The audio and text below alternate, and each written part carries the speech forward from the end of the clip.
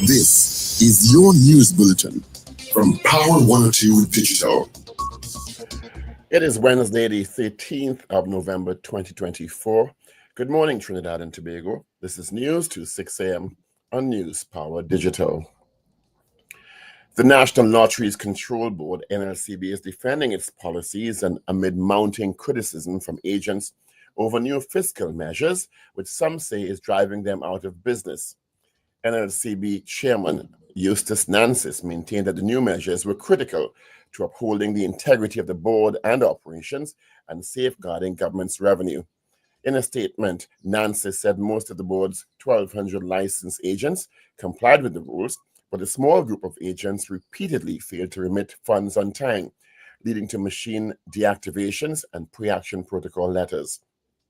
Nancis added the NLCB has issued letters to agents with overdue balances in an effort to recover some $6 million in outstanding debt. He detailed, quote, if you averaged it out, each agent would owe about $111,000. Now, under the old contract, agents were required to have weekly sales of at least $25,000. If you multiply 36 agents by that amount, you're looking at $900,000 per week. In 1 month, that's $3.6 million, and in 2 months, $7.2 million. Responding to media reports about agents returning over 100 machines in frustration, Nancis said only 36 machines were deactivated for unpaid debts exceeding $4 million, while an additional 22 were returned due to location closures or low profitability. The demand for new vehicles continues locally, even though there are still challenges related to getting foreign exchange in the country. The assessment from economist Dr. Marlene Atsu, quoted from data provided by the central bank on the importation of vehicles from 2010 to today. 14 years ago, data from the central bank website revealed that 12,335 vehicles were purchased, while in 2015, that figure went up to 18,765.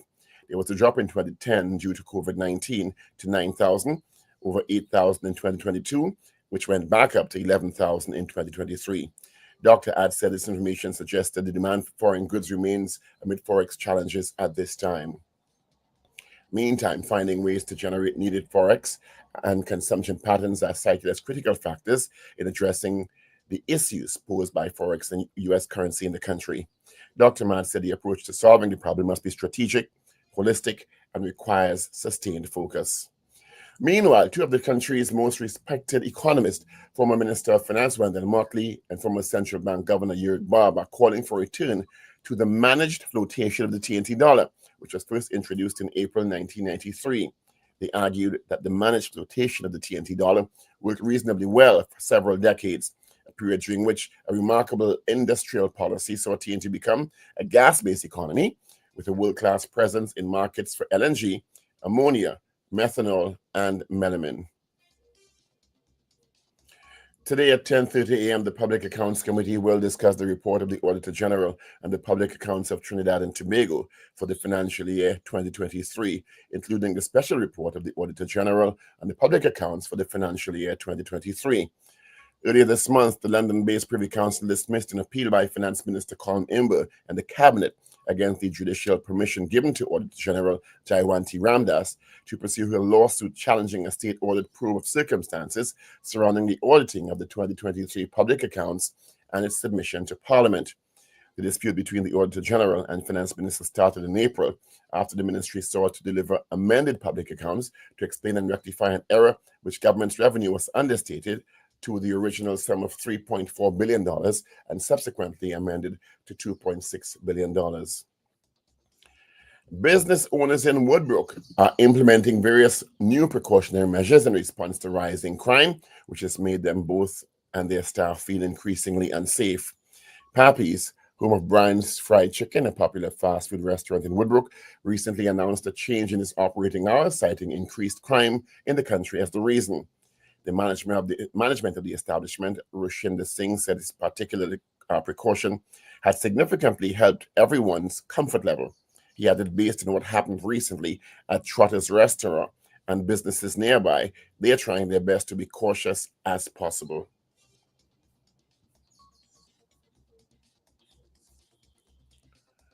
The Ministry of Health via its Drug Inspectorate voluntary recall paracodeine tablets batch number KA 23227, distributed in the Trinidad and Tobago market.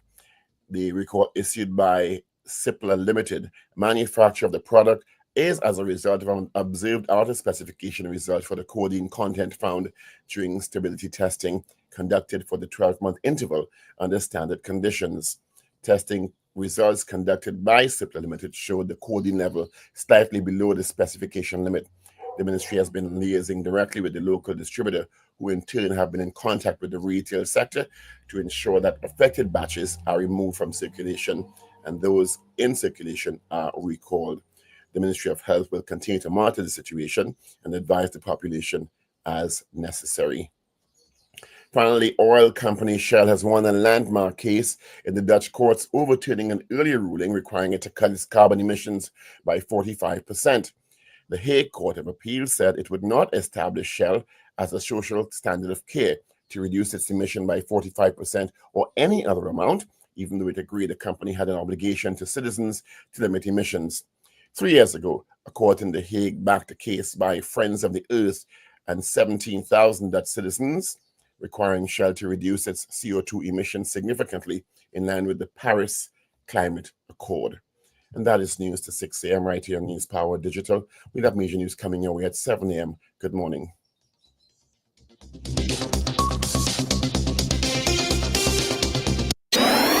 Up to date and credible.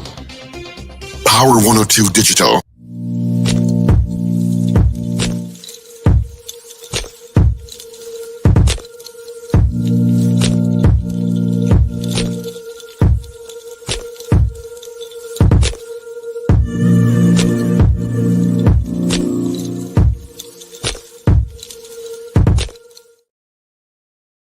Day, Wednesday, neighbors. Thank you so much for joining us on the Power Breakfast Show on Power 102 Digital. Yes, thank you so much for joining us.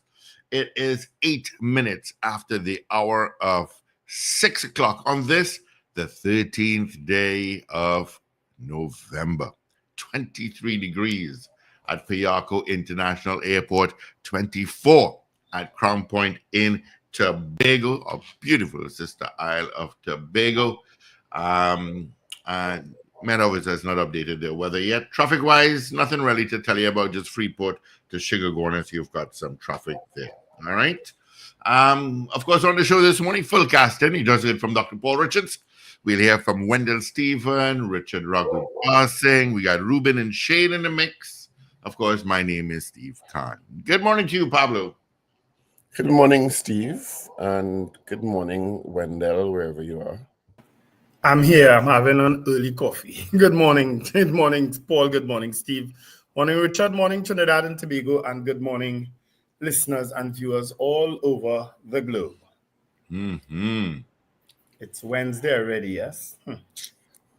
This week is just flying. Let's say good morning, good night to the folks out in Penal. Lot of flooding there yesterday afternoon. Lot of flooding. Various areas. Water is still on the roads. Just got a video of going through Sign Village in Penal. Lot of water. Yeah, that was some good rain yesterday. Yes, it almost like it didn't want to stop. In Arima, it was. Arima doesn't flood. Arima has nowhere. I don't think there's anywhere in Arima that floods. But boy, oh boy, if it did, we would have been flooded out yesterday because the amount of rain that fell in Arima. Yeah, it was really needed though. Really needed. Well, except when they get turbidity, because the water that running off exactly clear water is wrong. Yeah. Yes, yeah, it was. But yeah, let me just do my birthdays quickly, and belated birthday greeting to my very good friend whom I missed yesterday, and in being on radio, that is. Adande Pigot was his birthday yesterday. Belated birthday greetings, Adande, and certainly Denise Tinto, who I had the pleasure of staying by at one point in time as the wife of Anthony Tinto out there. Oh, so you didn't stay by Anthony, you stayed by Denise. Well, it's Anthony and Denise married, you know. So Belated birthday greetings to them both. And today is another very good friend who lives in Delaware, Ian Roberts. He is celebrating his birthday today. And anyone else, please have, including Alwyn Villarreal. I think he listens to this show. Yeah, today is Andre Errol's Batista birthday. So happy birthday to you, Andre. Was it? It would have been Explainer's birthday too, and it's also the birthday of Nicholas Gomez. Happy birthday. I'm seeing Marlene McDonald for yesterday, but I don't think her birthday was yesterday. I think that's a wrong date. I think she is later in November, the 17th or 18th or somewhere there. I think she and Keith Scotland born a day apart, actually. You know? And mind you, our MP who preceded them, Eric Williams, is also November born. You know? Came on to Keith Scotland. I was jumping in the car at 5:30 this morning, and I don't know which direction it came from, but I heard pow, pow, pow.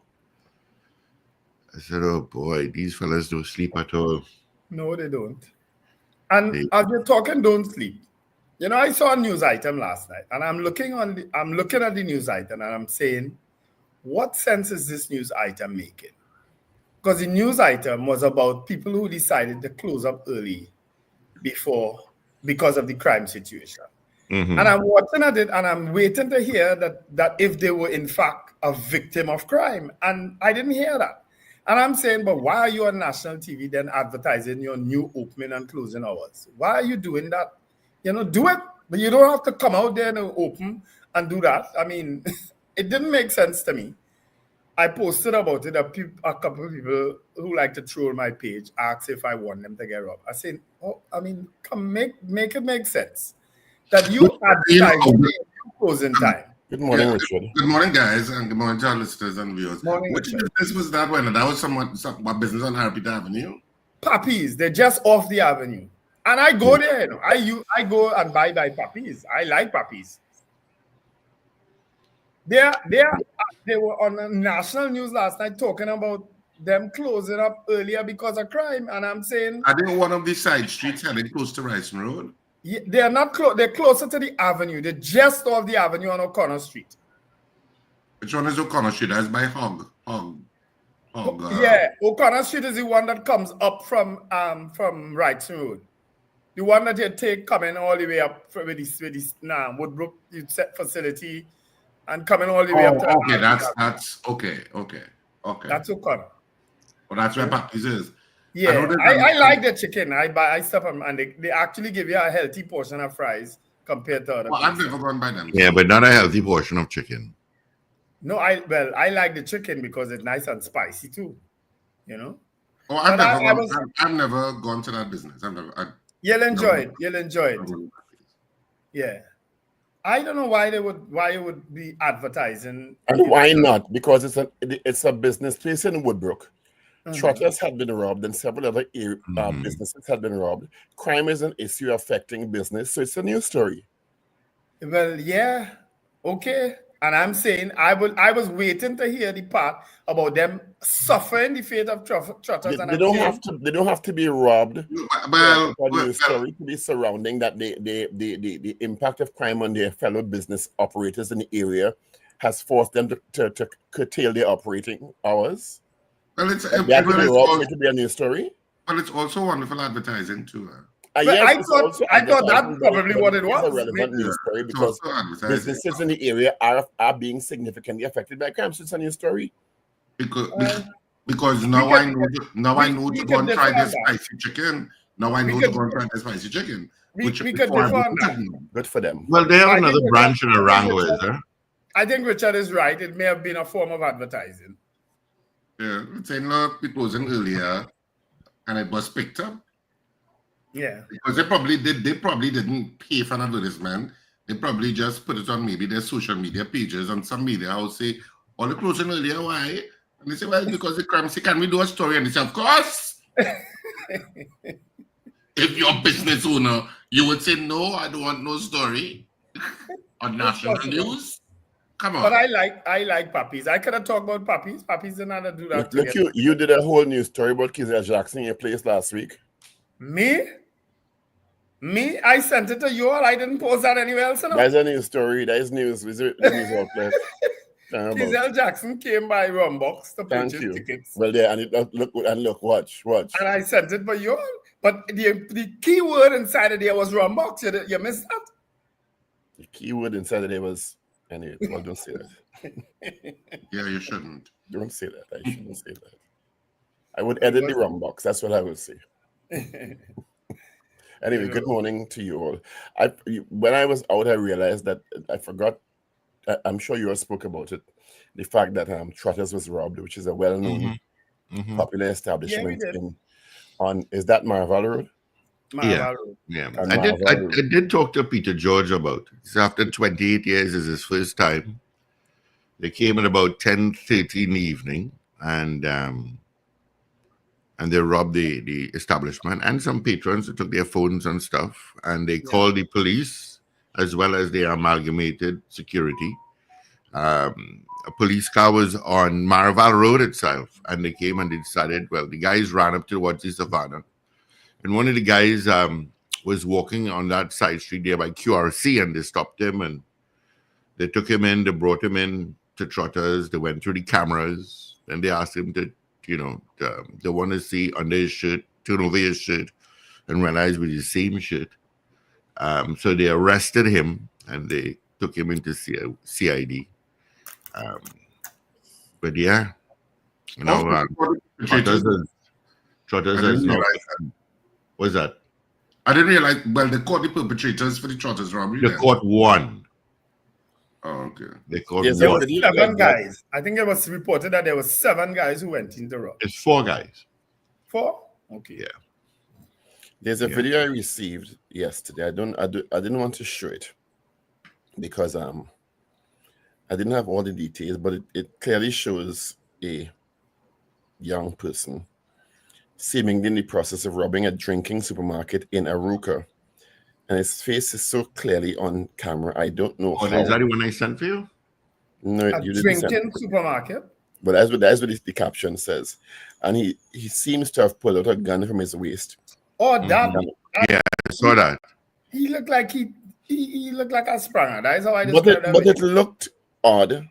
It looked jokey. Because people were almost calmly walking out of the store while he seemed to be robbing the cashier. And he didn't seem... I didn't want to play it because there were a lot of question marks in it. It still have question marks because it just looked like a skit. Some of these things it looked like a skit to me. I don't know if it's a skit, but it didn't look like. And then somebody's outside the place looking in, and it's just very odd. Nobody seemed disturbed by what he was doing. Nobody seemed as disturbed as they should be. Yeah. You understand? Yeah. Or maybe they're just numb I didn't know to it it. was a skit, so I didn't want to air it. Never a dull moment. Skits should not be aired. Sorry? Skits should not be Well, I aired. don't know. It's a skit. I'm saying it didn't look like the normal robbery victory we would see, get, and air. It almost looked at one point in time like he rested down the gun to pack the bag. Exactly. So, and when people started questioning the authenticity of it, they said, well, they edited the gun part because of TikTok rules. TikTok is show gun. Yes. It took it to all kind of gun.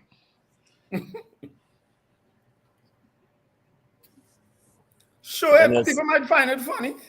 NLCB chairman Eustace Nancis and the NLCB has issued a statement to media houses. What they have? Yeah, that's why he's not talking to us this morning. In Aruma, it's 25 And when cloudy skies. we were speaking to, is it Dave Prasad? And asking some questions. I always knew there was Dean Prasad. It always sounded like there was information that we were not privy to when we were speaking to him, in my opinion. Yeah. That's the impression I got. This is a one-sided story. You understand?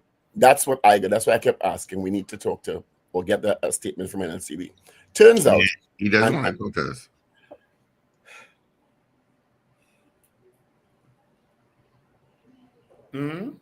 Turns out that this is the situation according to NLCB. They have changed the rules in an effort to recover over $6 million in outstanding debts from errant agents. I'm not surprised. That's what I thought it was. Mm-hmm. You understand? Yes. Because of the nature of the operation, they have to tightly manage that accounts receivable issue from the agents, because that could get out of hand very quickly. And he stated that if you average it out, there are about 1,200 licensed agents. He said most complied with the rules, but a small group of agents repeatedly failed to remit funds, leading to machine deactivations and pre-action protocol letters. And of course, those will be subject to public scrutiny, right? So Did they say they would release the names? He didn't say that because they may have a contractual confidentiality issue there, unless the people have broken the law and they take them into court, right? He said if you average it out, quote, if you average it out, each agent would owe about $111,000. Under the old contracts, agents were required to have weekly sales of at least $25,000. If you multiply 36 agents by that amount, you're looking at $900,000 per week. In 1 month, that translates to 3.6 million. In 2 months, 7.2 million. So the NLCB could have recovered all their money if these agents stayed operational, but instead they chose to activate money. So that's what Dean said. Mr. Nancy said only 36 machines were deactivated for unpaid debts exceeding $4 million, while an additional 22 were returned due to closures or low profitability. If Mr. Prasad feels that because leaving the machines operational, you're going to make money, that's not the way you operate an oversight body. I don't think Mr. Prasad ever said that. Well, this is what the papers is quoting. He said, in his interview with us, he never said that. But I'm reading from the newspaper report of maybe they spoke to him. If the NLC, he could have recovered all the money if these agents stayed operational, but instead they chose to deactivate the machines. That's from somebody who doesn't agree with the deactivation. You understand? Well, he did say he didn't agree with the the deactivation. To deactivation. me,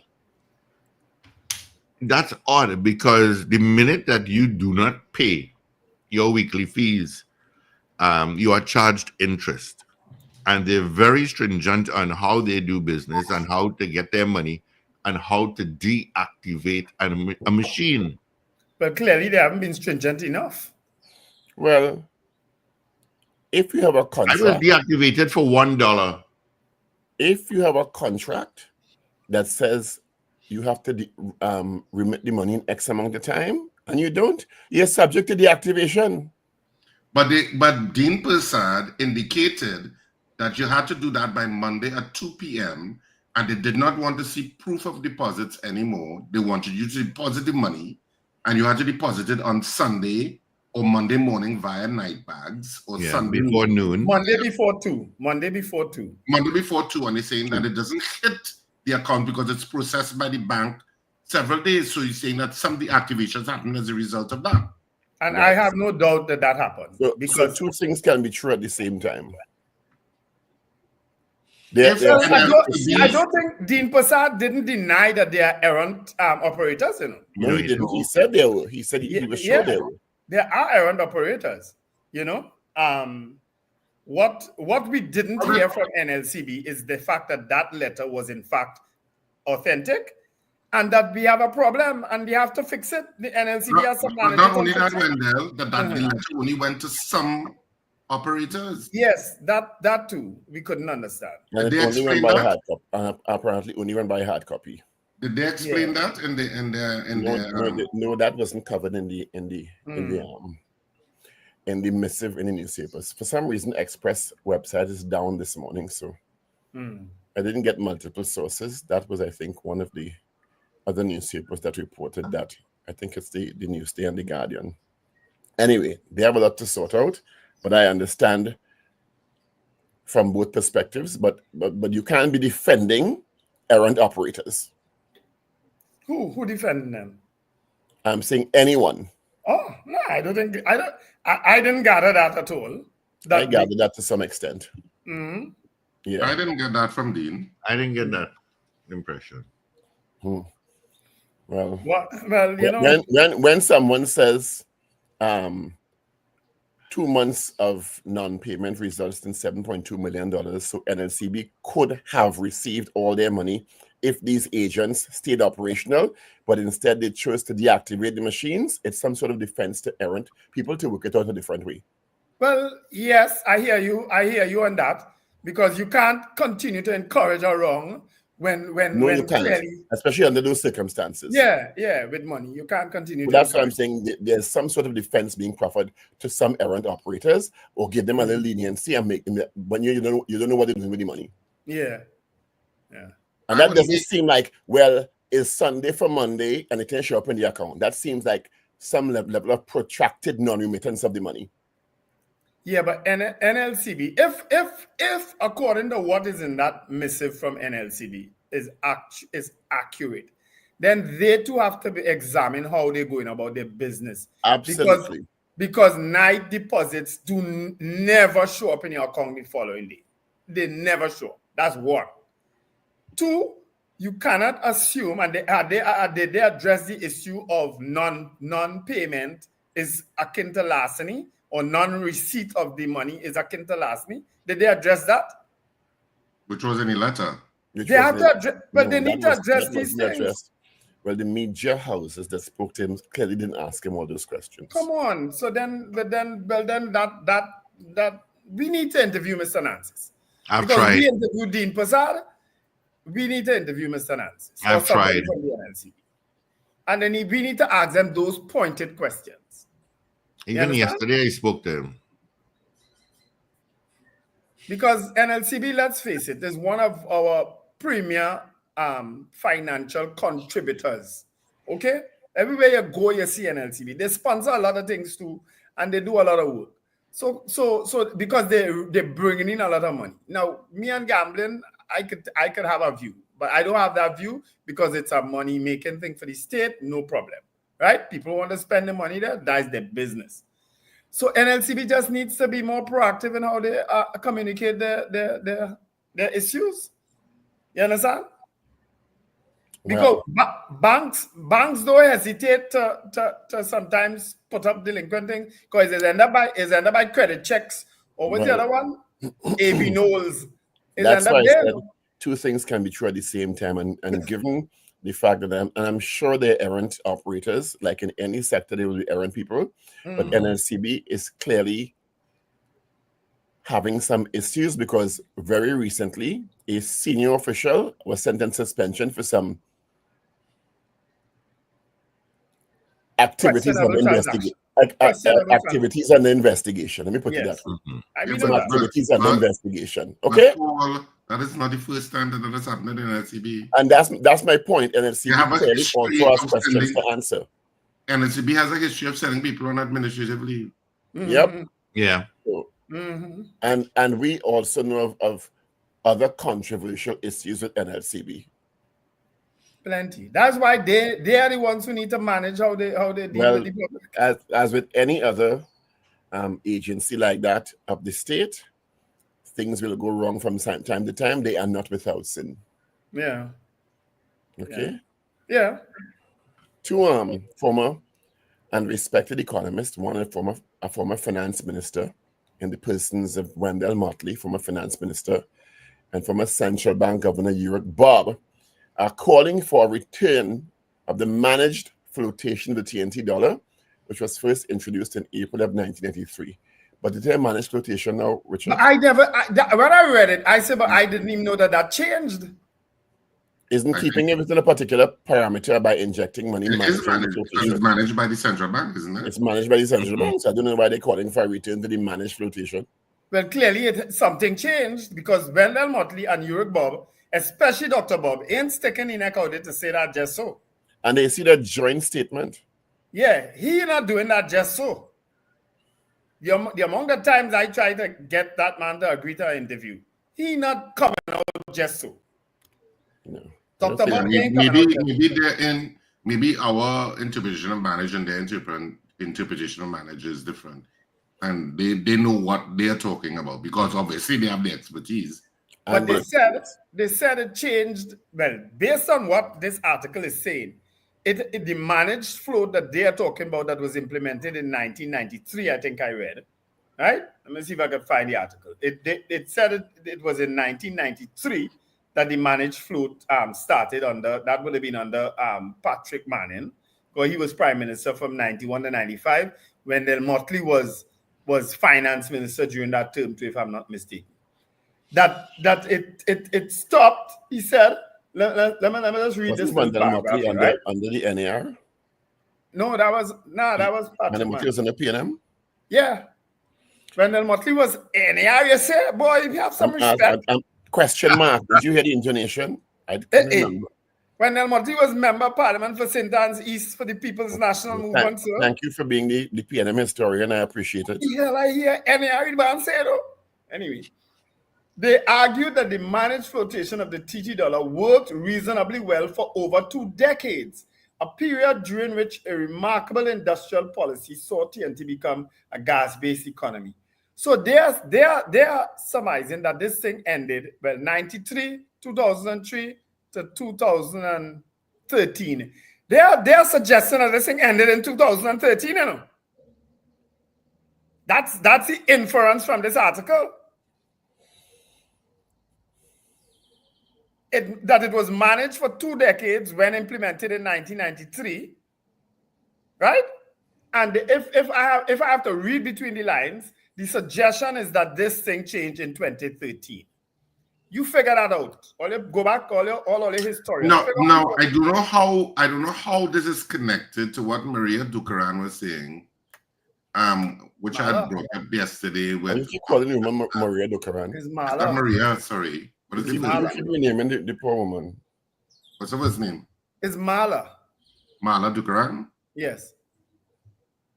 Marcia. Mala. M-A-R-L-A. That's where the I looks like the L looks like an I, but it's Mala. That's it. Okay, maybe that's it. So Mala Dukaran. Yesterday I brought it up with Dr. Atz, even though she didn't really address it.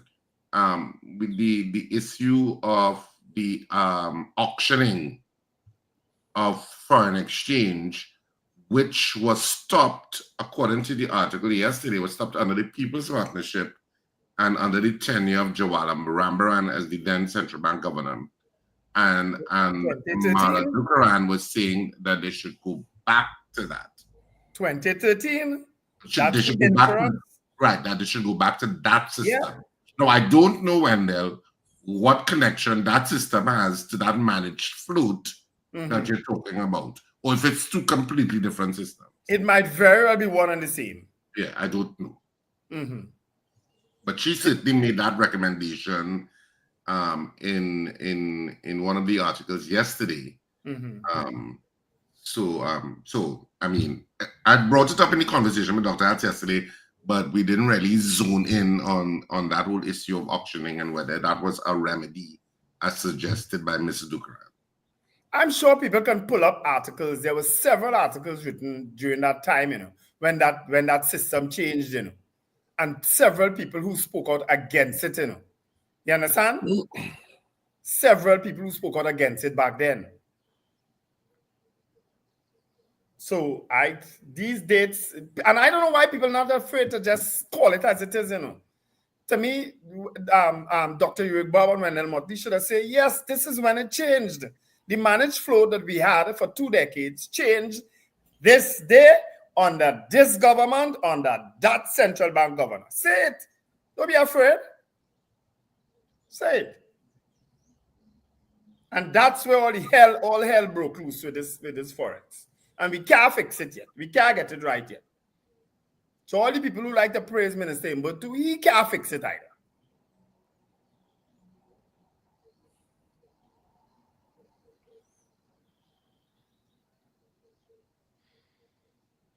Morning, Finbar Collins. I don't forget, you know. I was going into my little rant there just now, but let me hush about ungrateful, selfish, ungrateful people. I have a little rant to make about that too, but I'll save it today. I'll leave it for the finances. Selfish, ungrateful people. That's something very personal. No, it's not. It's just, you know, there are a lot of people who give and give and give, and there are a lot of people who take and take and take. Yeah, absolutely. Right. That's what I was talking about. Those two types of people I wanted to talk about. I If found you it. give I and found give it and a strange segue from your rant about Minister Imber. Maybe it's unconnected. no, I didn't even rant about him. I just said that he too wasn't able to fix it. But from that, you went straight into ungrateful people. So I found it a strange juxtaposition. That's how my mind operates. Apparently, Mm. later on today at 10:30 a.m., the Public Accounts Committee will discuss the report of the Auditor General and the public accounts of TNT for financial 2023. Of course, we all know about that imbroglio now between the Auditor General, Ms. Jaiwanti Ramdas, and her initial refusal to accept an amended government account report, which initially understated 3.4 billion, subsequently amended again to 2.6 billion. Of course, that ended up in all sorts of court cases and a lot of lawyers making a lot of money. Mm-hmm. You understand? On both sides of the aisle. Mm. So it goes before the Public Accounts Committee today. I wonder what will come out of that. Mm. Be quite interesting. Do you think Minister Imber, Ms. Ramdas, and the Attorney General will appear before the committee to give evidence? Mm. I don't know. What is the story here? Kamala not ruling out a general election in December. What December 2024? Is she serious? You need 35 clear days for a general election. How are you doing that at this stage of so he had announced it today then? Somewhere around now? December have 30 days, 31 days. So she expecting a general election. Shall we open the phones? By the end of this month? Shall we open the phones for our valued audience to make Morning, Sherma. Sherma, what is this bacchanal story now in today's papers? Oropouche East MP Dr. Rudan Munilal has accused state-owned AGC, which falls under Housing Minister Camilo, of receiving a political directive to evict customers supporting candidates seeking PNM leadership. So the story is AGC not evicting Karim Marcel supporters. What kind of bacchanal story is this? Everything the UNC said does make big news now. Huh? Every piece of bacchanal they come with, this be a big story. We have some calls coming through. Good morning. Hi, good morning, guys. Morning. Morning. What happened yesterday in Penal Debe region is a lack of maintaining the drains in the area, you know. Now, the amount of rain that fell also contributed. But it's the same thing I was saying last week when I called about the regional corporation not doing their job. And not them alone, other regional corporations. And at the end of the year, giving back millions of dollars to the central government. And Paul, I would like you, I don't know if you could do me that favor. Usually every year after budget, the newspapers report on how much money was given back to different regional corporations, back to the central government. I did not see anything this year on it. So I don't know if you could find out that information for me. I will try. And what's ironic about what you're citing and what you're saying is true, is that very often when burgesses are not getting services because the regional corporations and several of them are not doing their job, they say, well, we have no money. Yeah, that's their go-to response. We have no money to do nothing. We ain't got no money from the central government. They're not even answering the phone. Yeah. Right now, there's a big cry. We have no money. Although they collect how much? $91 million some people for property tax already. Is that it? Don't understand. We in full-fledged silly season, you know. They go have flooding and protests and road issues up. Watch and see where it's going coming from. I invite you guys, please, to come south. Take a walk along that SS Erin Road. There are a lot of tire shops. You know where they dump the tires? Right in the back of their business. Mm-hmm. And did you hear anything about it? The penal Bay Regional Corporation is right on the main road. They're right there among the perpetrators of having the place not fee. There's also a penal work site right off of the gas station by where they sell the doubles. All And right. yet they're never clean. Thank you, San Fernando. Yeah. Good morning.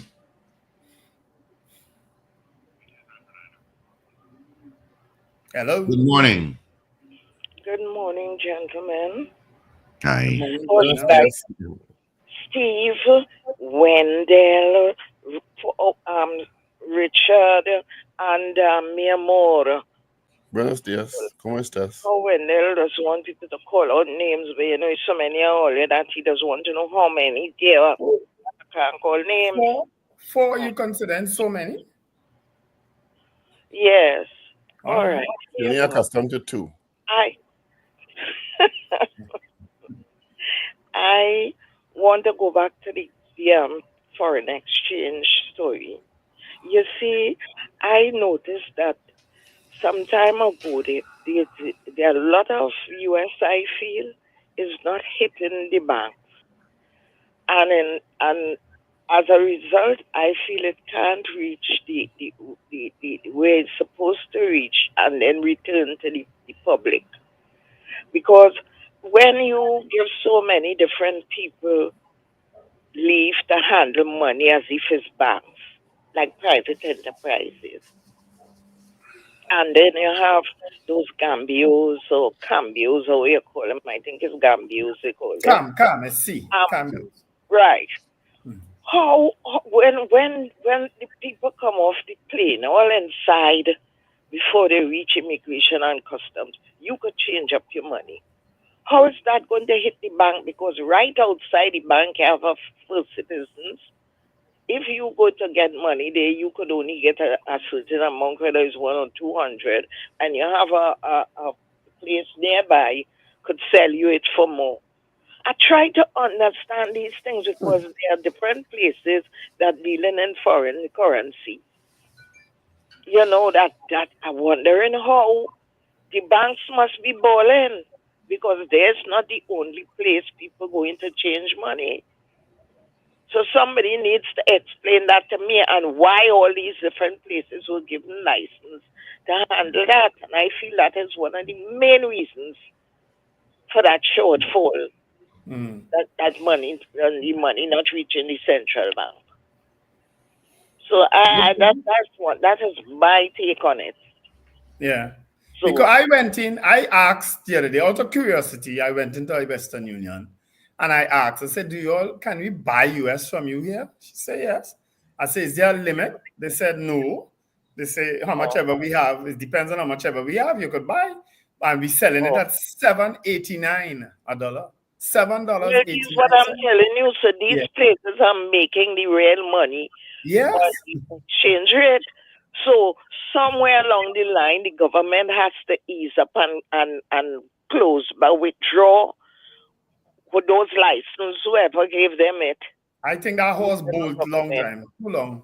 They have to, well, I don't know. But so we will watch and see how things pan out. And last weekend, I passed by, I was going down to Trin City Mall, and with one of my granddaughters, and I saw the crowd by Republic Bank there.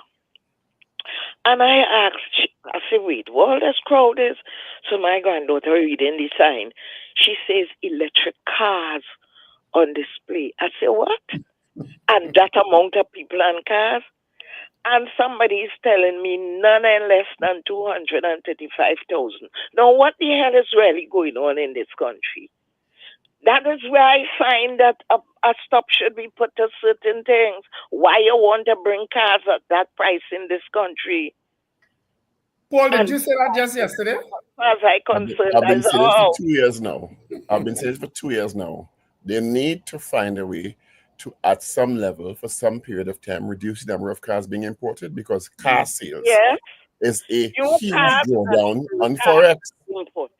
And the old cars that You ain't imported, like that at all, eh? But I mean, I ain't saying stop it, but I mean, it has we to do certainly with don't at need some point. 12,000 cars. Yes, Is it a year Paul. or a month? A year in this country. Paul, it has, there's Says somebody who already has a car. no, but there's a need to put an ease on You have it. a car If too? we're talking about the Yeah, road. I'm not saying it. You saying it, sir. Stop it. I say reduce it. No, Yeah. we are going to go out on the highway a day and nobody will move. You will move. We just jam on one another out there. You want to jam on one another. But I like jamming. I know. So I don't, but I am business because me am busy to go nowhere. You're jamming still at your age. Me, I come out Right. when Thanks, Zena. Here what my drive- should reach to. I talking serious. So jamming is not serious thing. All right, gentlemen. All right. That's All right. nice. Yes, Paul, it's serious. Okay, Richard, do you have papers? No, I don't. Well, I have the Express and Guardian. But you have papers? Can I continue? Yeah, them online. Yeah, Express and Guardian. Online email. What that mean? You know, it's World Kindness Day, so I will say, you know, And that's I'll set this one out. And that's probably why I reserved my rant. Happy World Kindness Day. Today is a day to be kind. Lord knows. all right. Let me start with the Trinidad and Tobago Guardian for today. The Trinidad and Tobago Guardian for today, of course, it's a Wednesday, November 13th, and as we just said, it is World Kindness Day, so be kind. So the main headline, float TT dollar. That's the headline on the Trinidad and Tobago Guardian today. Two leading economists disagree with IMBA on fixed exchange rate. And the two leading economists insert photos are Wendell Motley and former central bank governor, Dr. Uric Bob. So I don't know if they're saying to float totally out of a managed system. I don't know if that's what they say. Rescue mission.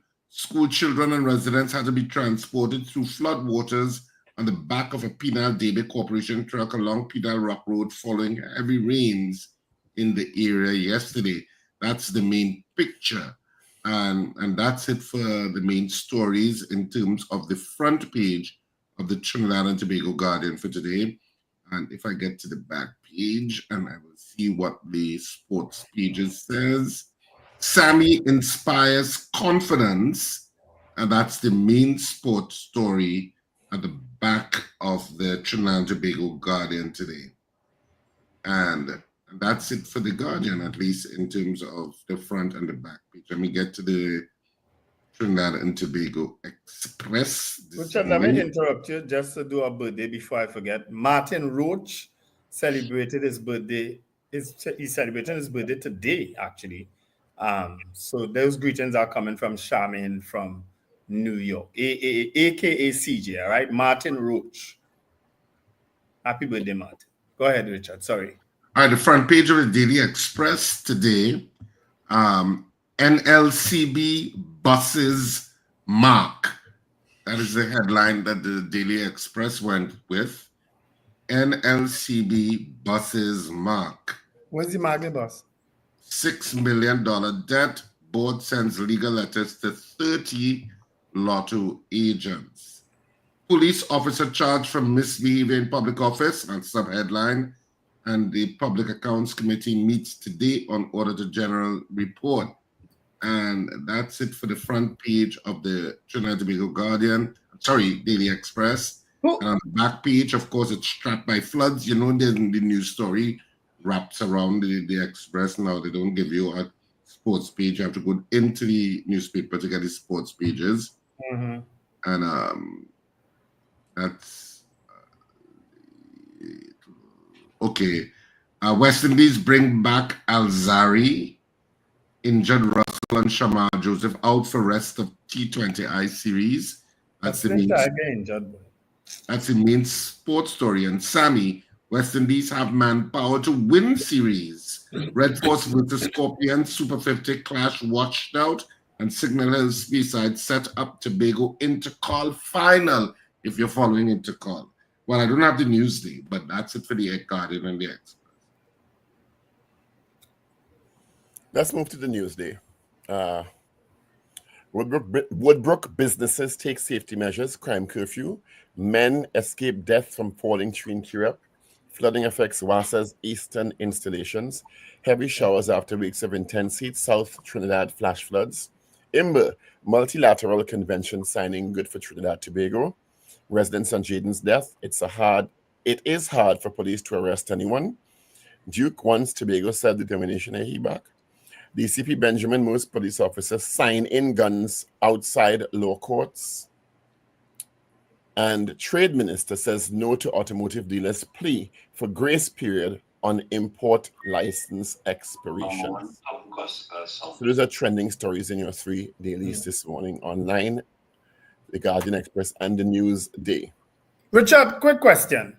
Who determines at the end of the day that a charge cannot or there's insufficient evidence to lay charges? The police or the DPP? Both. Richard, mic is off. Sorry, say that again, Wendell. Who determines at the end of the day that there's insufficient evidence to go further with charges? The police or the DPP? Both. Okay.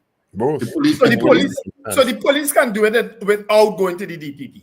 Yeah, I think at a very preliminary level, they have no. And there are some charges the police can lay without the DPP also. Yeah. Okay. I just wanted clarification on that. I mean, but that issue, are you talking about Jaden?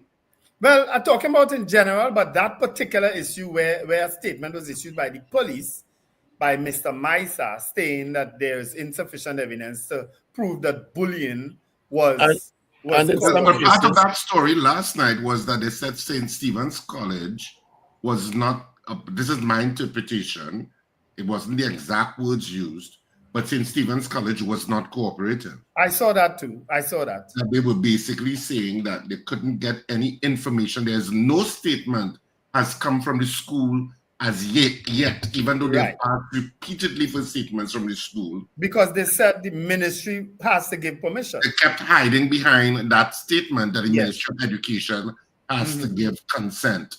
Yes. And so I don't understand why, if that is so, why the Ministry of Education isn't part of the collaborative process in seeing this thing through.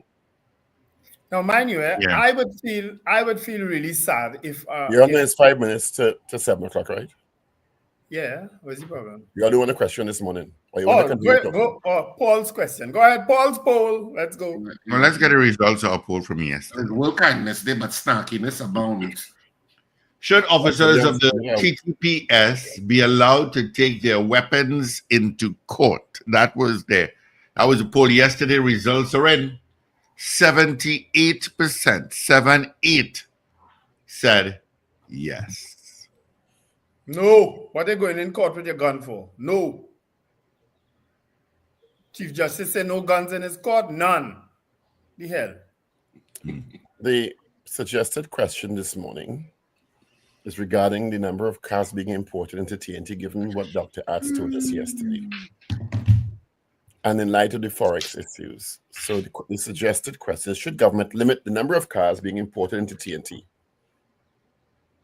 Yeah, good question. There was something with the used cars dealer, I didn't get the story, where their licenses expires on the 31st of December this year. And I believe some would not be renewed. I have to follow up. But they've had several restrictions over the years on used cars, you know. It's the new cars they have never had a restriction on. So the question is valid. And new cars are restricted by supply and demand. Well, brother man, you bring in a whole car park full of cars that stay in there for months. You can't tell me that it's supply and demand. It just supply and demand. If it didn't have the demand, you wouldn't have the supply. Where did the demand come from? What? Anyway, let me hush, I'm going to do the second half of the show on the road, guys. Should government limit the number of cars being imported into TNT? That's the question this morning. 222 Talk, 222-8255, North Americans, 866-525-1099. People on the web and streaming platforms, you know what to do. And of course, if you're watching us on M&E TV, you can WhatsApp us at 318-1021. All right. Wayne Bennett says yes. Mrs. R says no. Vianney Warwood, yes. Ian Lee, hey, long time Ian, yes. Tone Loke, no. Boy Bedesi, no. Joe Sam, yes. Boswell John, yes. Alistair Hart, yes. What says you, caller? Oh, yes, certainly. We are Right. on new roads. Right. Bruce says no. I don't know how you pronounce that. Julia S. Batiste, no. Michael Robinson, yes. Johnson Noel, yes. John Cato, yes. Rapid Fire, yes. Let's move to WhatsApp. Southman, yes. Cascade St. Anne's, no. Anne-Marie out in Enterprise, yes. Captain Ron, who's still in Naples, says yes. Good morning, Trevor and Arima and GNC Auto Security. Black Pearl, no. Anthony from Toronto, yes. Vincent in Birmingham, in Stratfordshire this morning, says yes. Strong says no. Good morning. Good morning. Good morning, gentlemen. Sandy Grandi, no. Thank you. Vaughn Drayton, yes. Carol Chin, yes. But Subash Mangal, yes. Lester Craigwell, no. Johnson Noel, Rita Chattergood actually says yes. Andrew Reno, yes.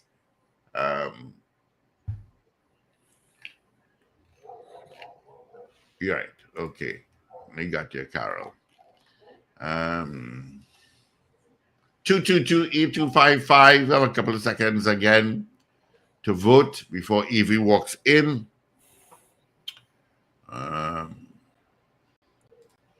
Should government limit the number of cars being imported into Trinidad and Tobago? That is our poll question. Of course, it'll stay up on our website and mobile app till tomorrow for you to vote. Yeah. I'm firmly in the no camp on this. Until you have a very efficient public transport system, until you have a kind of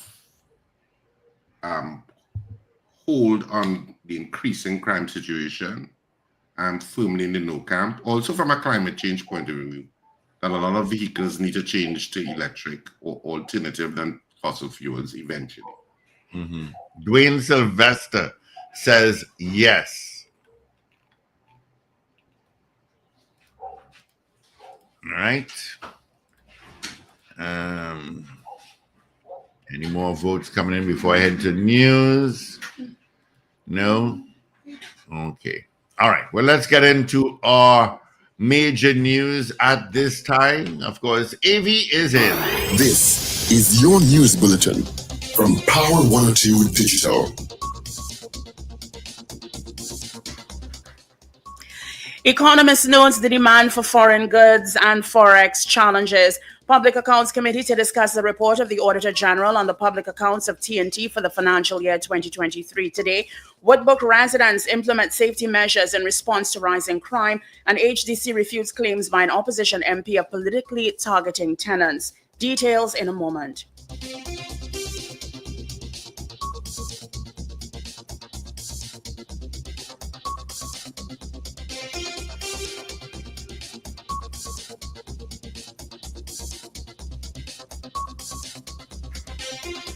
This is news at 7 o'clock on Power 102 Digital. I'm Avril Sanjel Bab. Good morning.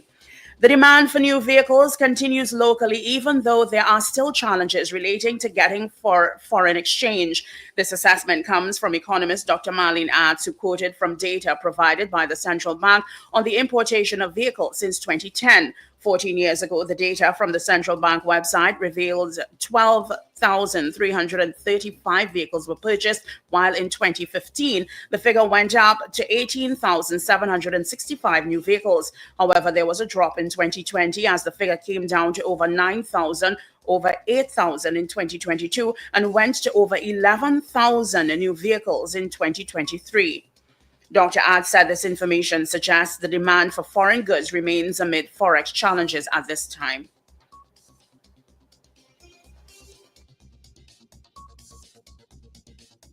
In 2023, we sold, based on the data from the central bank's website, 11,463 new vehicles. So 11,463 new vehicles in 2023 versus 12,335 new vehicles in 2010. So we're more or less on par, shy a little thousand or something like that. At a period where we had foreign exchange, at a period where we have no foreign exchange. She made the revelation while being interviewed on the Hard Talk program on Tuesday. In 2010. So we're more or less on par, shy a little thousand or something like that. At a period where we had foreign exchange, at a period where we have no foreign exchange. And I think these are the larger conversations that perhaps are missing when we have the commentary in the public space about Forex and the banks and, X, Y, and Z. Our demand has not shrunk to meet the contraction in the supply. Correction, Dr. Marlene Arts was a guest on the Power Breakfast show yesterday. Meanwhile, she says that finding ways to generate much-needed foreign exchange and changing consumption patterns are critical factors in addressing challenges posed in terms of the availability of U.S. currency. Dr. Ad said the approach to solving the problem must be strategic and holistic and requires sustained focus. She claimed where the country is now is not sustainable and can pose serious implications moving forward. Dr. Ad said while the nation has grown accustomed to spending large amounts of foreign goods, gradually reserving this trend is critical.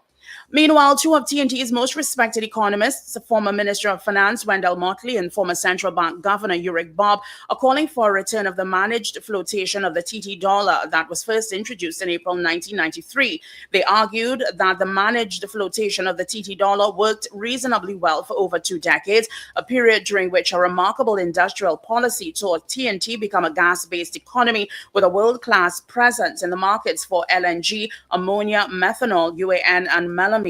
In a jointly authorized essay, Motley and Bob noted that in recent months, access to foreign exchange has become a major issue of public concern. They say mechanisms are needed to allocate the supply of foreign exchange among competing demands. They maintain the exchange rate would be determined under a managed float influenced by overall economic circumstances. Today at 10:30 a.m., the Public Accounts Committee will discuss the report of the Auditor General on the public accounts of Trinidad and Tobago for the financial year 2023, including the special report of the Auditor General on the public accounts for the financial year 2023. Earlier this month, the London-based Privy Council dismissed an appeal by the Finance Minister, Colm Imbert, and the Cabinet against the judicial permission given to Auditor General Jaiwanti Ramdas to pursue her lawsuit challenging a state audit probe of circumstances surrounding the auditing of the 2023 public accounts and its submission to Parliament. The dispute between the Auditor General and the Finance Minister started in April after the ministry sought to deliver amended public accounts to explain and rectify an error in which government revenue was understated to the original sum of $3.4 billion and subsequently to $2.6 billion. Business owners in Woodbrook are implementing various precautionary measures in response to the rising crime rate, which has made them both them and their staff feel increasingly unsafe. Pappy's, a popular fast food restaurant in Woodbrook, recently announced a change in its operating hours, citing the increasing crime rate in the country as the reason. The manager of the establishment, Roshinda Singh, said this particular precaution has significantly helped everyone's comfort level. He added, based on what happened with trotters recently and businesses nearby, they're trying their best to be as cautious as possible. Police said around 10:30 p.m. on November 7th, they received a report of a robbery at Trotters restaurant. The suspects robbed patrons of cash and other valuables before fleeing. Police searched and arrested one man in connection with the robbery. You are listening to news on Power 102 Digital to 7 o'clock. The Housing Development Corporation has refuted claims by an opposition MP of politically targeting tenants. HDC described the allegations as false and misleading. It confirmed neither the housing minister nor any employee from the HDC instructed persons to target its tenants because of their political choices. HDC says to date, over 7,000 residential tenants owe the corporation over $107 million. It says some of the developments with the most chronic cases of arrears include those located in Almond Drive, Bonaire West, Carsonfield, Oasis Greens, and Taradale. Well, finally, here's weather news for the period today till midnight. Trinidad and Tobago, mostly sunny and slightly hazy conditions, interrupted by a few partly cloudy spells with showers. Low chance of the isolated heavy shower or thunderstorm favoring Trinidad during the afternoon. Fair night expected. Gusty winds and street or flash flooding can occur in the event of heavy downpours. A mild concentration of Saharan dust is expected to be present in the atmosphere. Persons sensitive to these atmospheric changes should take necessary precautions. You can expect a temperature high of 33 degrees Celsius at Piarco International Airport and 32 degrees Celsius at Crown Point in Tobago. Currently, it is 26 degrees Celsius at both localities. Recapping your headlines to 7 o'clock, Economist notes the demand for foreign goods amid Forex challenges. Public Accounts Committee to discuss the report of the Auditor General on the public accounts of TNT for the financial year 2023 today. Woodbrook residents implement safety measures in response to rising crime, and HDC refutes claims by an opposition MP of politically targeting tenants. That was news to 7 o'clock on Power 102 Digital. Look out for more news in detail at 12 noon and an update at 8 o'clock this morning. For more details, log on to power102fm.com. Up to date and credible. Power 102 Digital. Alrighty, so we're back. Thank you, Evie, for our major news. You can join her again come 8 o'clock for our news brief. All right. Quickly, let's see if we have any issues on the highways and the byways. Let's see. Nope, just congestion. And when you think you'll get it, you will get it. All right. Let's see, we have any more votes on our morning poll. We do indeed. Should government limit the number of cars being imported into TNT? Let's see. We did. Dwayne Sylvester says yes. Slick Money Grip says yes. CJ from New York says yes. Augustine says no. David Wares, yes by 2. Morning, Cheryl. Let's see. Anthony Tinto says yes. Wayne Lala says yes. Let's move to WhatsApp here. Right. Yep. I got another yes. Lenny James says yes. Up north says no. Eve out in Sugarguanas says yes. Michael Oliver says yes. Adrian Cotto says yes. Keith Bissessa says yes. A lot of votes coming in during our newscast. All right, let's get the results, Richie Rich. All right, so on poll this morning, should government limit the number of cars being imported into TNT? We had 47 people voting on the poll in the allotted time. Of the 47, 35 of you said yes, you think they should limit it. 12 of you said no. So, of course, you can continue to vote on this poll throughout the day, through all programming, and we give the final results tomorrow morning, which will be Thursday. And you know what Thursday means. Maybe we should call Mr. Bob this morning. Just about the beginning of the weekend. So you can continue to vote on this poll throughout the day through our programming, and we'll give you the final results tomorrow. Let me call Mr. Babo from the Used Cars Dealers Association. You need to get people from the New Car Dealers Association. No idea who that would be. Public announcement. Connected Arima is now live. You hear that, Richard? It's the logo of the coat of arms and the IDB. Connected Arima is now live. Members of the public can now access free public Wi-Fi throughout the major streets in Arima. Log on to connectedarima.gov.tt to gain access. Sponsored by the Ministry of Housing and Urban Development, the Ministry of Health, the North Central Regional Health Authority, the Ministry of Planning and Development, and the Ministry of Digital Transformation and Tech. All your live now, boy. And the Arima Borough, no one mentioned of the Arima Borough. I did not see that in the logo. Okay, Richard, what's going on with the Arima Borough? Now, the thing with that connected, a live Arima, when you connect it, you know, in some places, when you connect it, you have to register. You have to register, and it asks you for all sorts of information. It asks you for your name, your address. Because I tried to connect it, and I see name. But that's typical Wi-Fi. That's typical Wi-Fi accessibility. I does not ask you for your address, Wendell. But it don't ask you for your address, but it asks you for your email and your name and so on. No, it asks you. Some are quicker than others. Some don't ask you for much information. And so this one is your name, your address, and other information. It was, and it's like a form you're filling out. And I was like, okay, I'm not doing this now. So I didn't bother. And two, it gives you up to 15 minutes, I think, access, up to equivalent maximum 20 Mbps. Then you'll be bumped off, and then you have to come back on again or something like that. Most of us, Richard, most international airports are like that now, you know. They ask you for all that information, and then they don't give you unlimited access, you know. It's up to 45 minutes in most cases, you know. So this one, I think if I remember when I was reading the form, I was just passing through, and I said, let me just connect it. And from the time I see name and address and all that, I was like, well, God, but I ain't going to show all of this right now because of course I was just passing through. And and then I was trying to read the rest of it before I logged off. But it was a lot to read. So I know it's going to be a turn off for some people because they're not reading all of that. Yeah. When I go through that when I travel, I exit too. I say I ain't going through all that just to get Wi-Fi. Yeah. I know some people ain't going through all of that. But ultimately, what I want to know is what does smart city mean in a Trinidad and Tobago context beyond that free Wi-Fi? Because smart city has to mean something.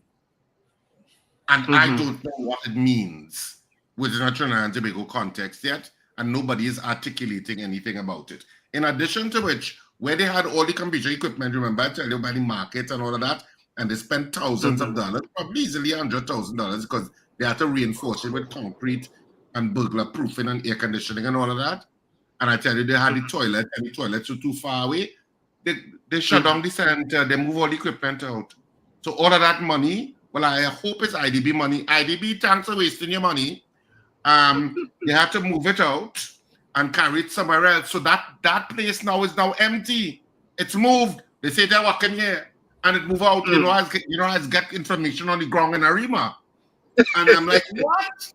They say yes, it move out. They say they're working. I say IDB no. They say yeah. Well, they say IDB must know. So IDB waste your money in spending all that money to build up that center to have it move again to another place where you now have to reinforce. So I do understand that is just. You know, well, poor planning. I suppose it's Trinidad. Yeah. But Richard, why don't you proffer an explanation or a meaning of what a smart city should be? Because maybe they don't know, and maybe they're waiting to hear somebody come up with what really. If it was a project of the Arima Borough Council, I'd say yes. Maybe Bali don't know. What a smart city. Oh, God. No. Okay. No, Richard, take that back. Take that back. Project of the Arima Borough Council. This is a project of all of those institutions that Paul Richard just read out there. Okay? All right. But we gotta get So Minister nobody Bacchus on can the phone. articulate what a smart city means, what the benefit. Why don't you all get your mayor on? I tried to get Mr. think Bacchus it's a mayor yesterday too. I think it's an IDB thing. But he just says not a mayor thing. He just says not a mayor thing, Paul. Right, but I'm just saying, I think it's an IDB thing, and I think it is certainly something that maybe the Hasselbachers has to explain to us. What are the plans in terms of ARIMA being the guinea pig, or if you don't like the word guinea pig, because the minister didn't like it when I tell her, as I say, I know ARIMA is the guinea pig. I don't like the word guinea pig. It gives a wrong inference. I say template. So the template or guinea pig you choose for the rest of the country. So what does it mean? And nobody has yet answered that. Well, nobody's answering it yet. Maybe there is a plan to answer it, and maybe I'm too anxious to find out what they mean. But are there signs all over ARIMA saying welcome to Smart City ARIMA 2024? Are there signs like that? Is there a promotion behind it? No, there is signage that says Diwali celebration on the 25th of December and 25th of October. That's still up. ARIMA Borough Council in collaboration with whoever, I can't remember. Big celebration on the 25th of October. Those signs are up.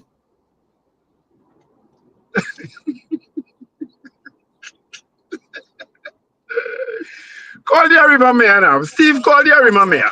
Let's have a chat with him. Let's get ARIMA at the forefront of our discussion. It's only 7:17. The man needs his rest. Yes. What do you mean he needs his rest? He's the mayor. And with regard to the smart city, to be fair to the mayor, I don't know that he's the one to talk about it. No, we just want to talk ARIMA in general. I think Hasselbachers might be more appropriate. Yeah, but Hasselbachers like he blankers, man. He used to be so accessible, but like, He I used to don't be know what accessible. I don't know what happened. I will get Hasselbachers on. When do you want him? No. I want him now. No, Let's get him for tomorrow. That's I will get him on tomorrow. Yeah, let's get him for tomorrow. And you give me a couple of minutes, guys. Yeah, we have Mr. Badwell coming up in about 8 minutes' time. We'll chat with him regarding our morning poll. Well, I guess we could take a couple calls by the time. Yeah, we could do that. I do have some calls coming in. Good morning. Good morning. Morning.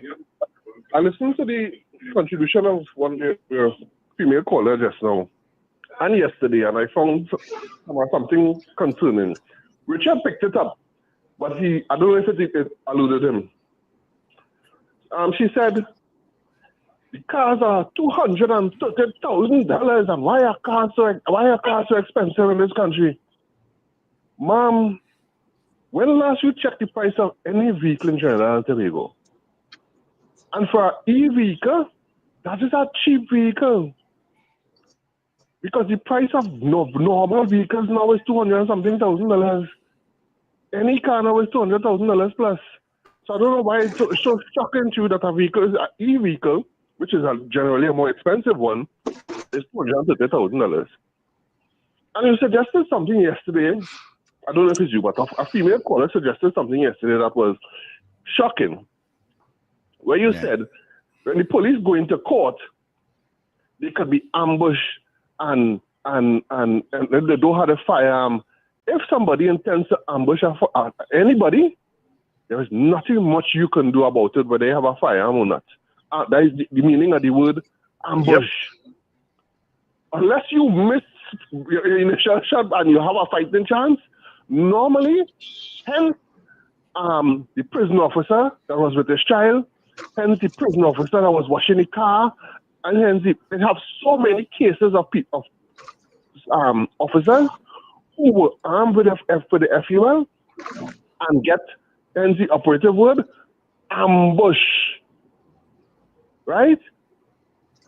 So I didn't understand your logic of if they have their firearm and they get ambushed, they might be. It just didn't make sense. All right. Thanks, Lincoln. Yeah. All right.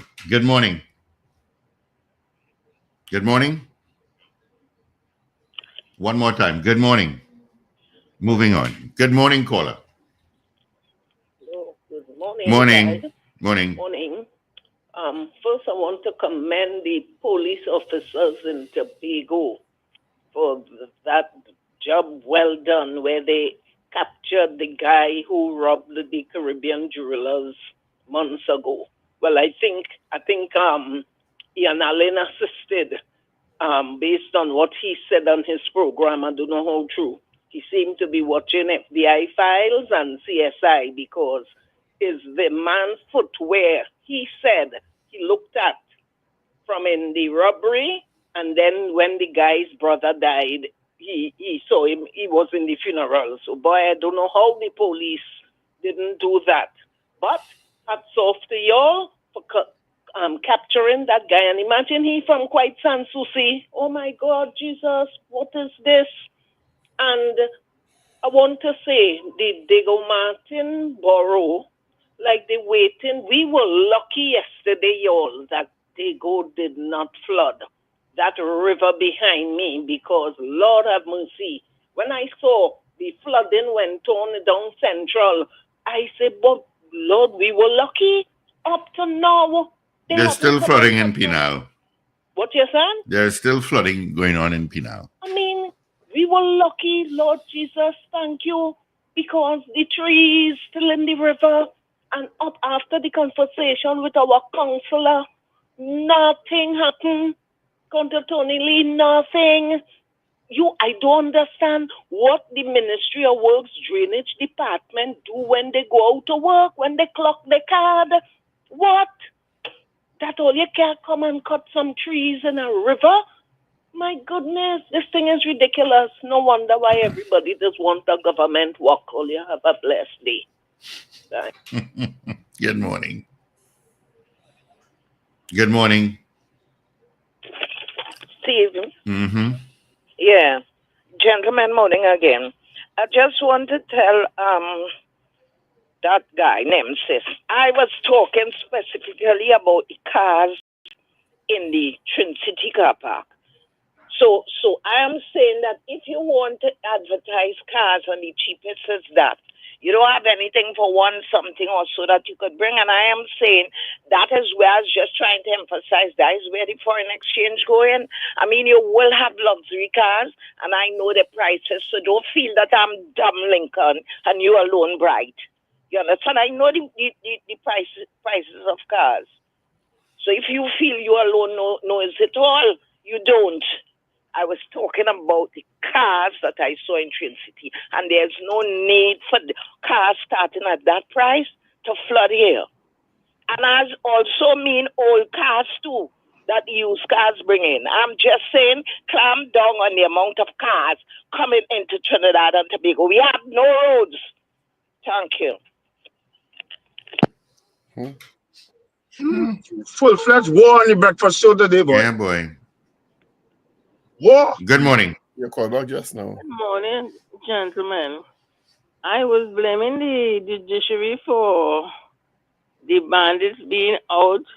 They're going in the left door and coming out the right. But I heard on the news 2 days ago that if the Chief Justice is in charge of the judiciary, I was asking who was in charge of the judiciary, and no one could have answered. But Mr. Martin, I think is the guy name that said that on the news 2 days ago, that is the Chief Justice is in charge of the judiciary.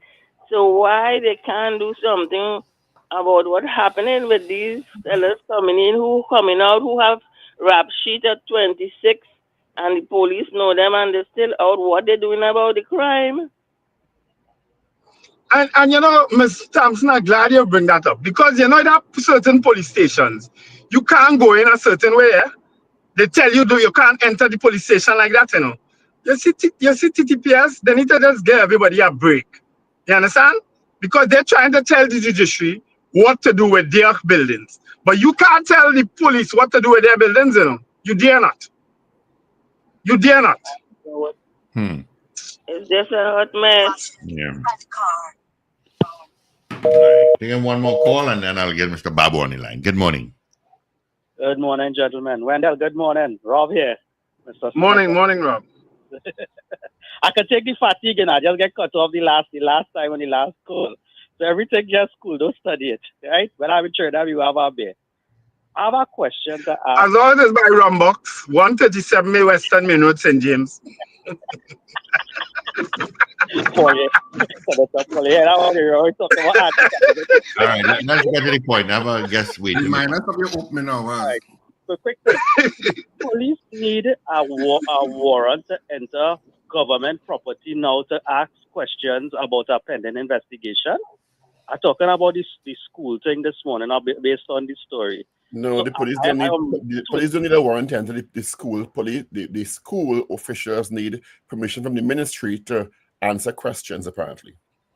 Mm-hmm. So in Trinidad and Tobago, and just for my clarity, if you have a pending investigation, the police need the school or any government institution need clearance to give information to the investigating body, which is the police service or any investigating body. Yeah, you're asking a very good question because I find that notations is a police investigation into a death. Mm-hmm. I don't know how they could be saying they can't talk until the ministry tell them talk. When is a police investigation? Well, that is why I asked the question, because to me it's ridiculous. Is it a media interview? Is it a police investigation? But that's what I'm saying. That's why it's ridiculous, because then any government institution and any private institution could say they're not giving any information until their higher ups give them. Exactly. And you don't have to know who their higher ups is. Well said. Dotishness. All right. Thanks, gentlemen. Have a good day. Thank you. All the best to you. But that's not abnormal, though, in other parts of the world, That's not abnormal. People break some given from accounting. Let's face it, especially when there's a serious crime involved, they avoid as fast as possible. Because nobody wants us here, but is that teacher, is that principal give that information? That is why the boy get in trouble. That is why the parents get in trouble. You know how this place is now, This place hateful, This place wicked, All right. I do have Mr. Babwa on the line, Visham Babwa. Good morning to you. How you doing? Good morning, Steve. I'm fine. Wonderful. You're still the president of the Used Car Dealers Association? Yes, I am, yes. All right. Morning. Visham, morning, Visham. I need a service. I'll call you. No problem, man. I'll hand it up here. All right. Of course, Visham, Paul, Wendell, and Richard also on the show. Yes. So our poll this morning was, should government limit the number of cars being imported into Trinidad and Tobago? Well, that has two sides to it. Some may say yes as normal, some may say no, right? But very few places in the world a government restricts free trade. This is free trade we are talking about here, and if you restrict that, you kind of shut down businesses, you create unemployment, and these are the effects of when you try to control or restrict trade. So in my opinion, that should not, because this restriction of amount of cars has been very one-sided, For the amount of years, many years, these franchise dealers bought in and sell more thousands of cars, and they are selling thousands much more than the foreign used car dealers. But you never heard that call. So when the small man or the try to do something and they're trying to succeed, you would hear calls from their own and from higher authorities. They should restrict the amount of cars. But remember, the foreign used car industry are restricted. We cannot import more than 13,000 cars per annum. So we are restricted. If we are talking restriction now, we are talking about the conglomerate and the franchise dealers. Who is going to stand up to them? Ask the same people who talking about restrictions, who they are talking about. Well, the conversation, Mr. Babwa, came up as a result of the foreign exchange crisis that the country is in. And we had a conversation yesterday with Dr. Atz, who is an economist. And in the conversation, part of it came to the Forex being used for vehicles. And so the poll this morning was really connected to it from that perspective.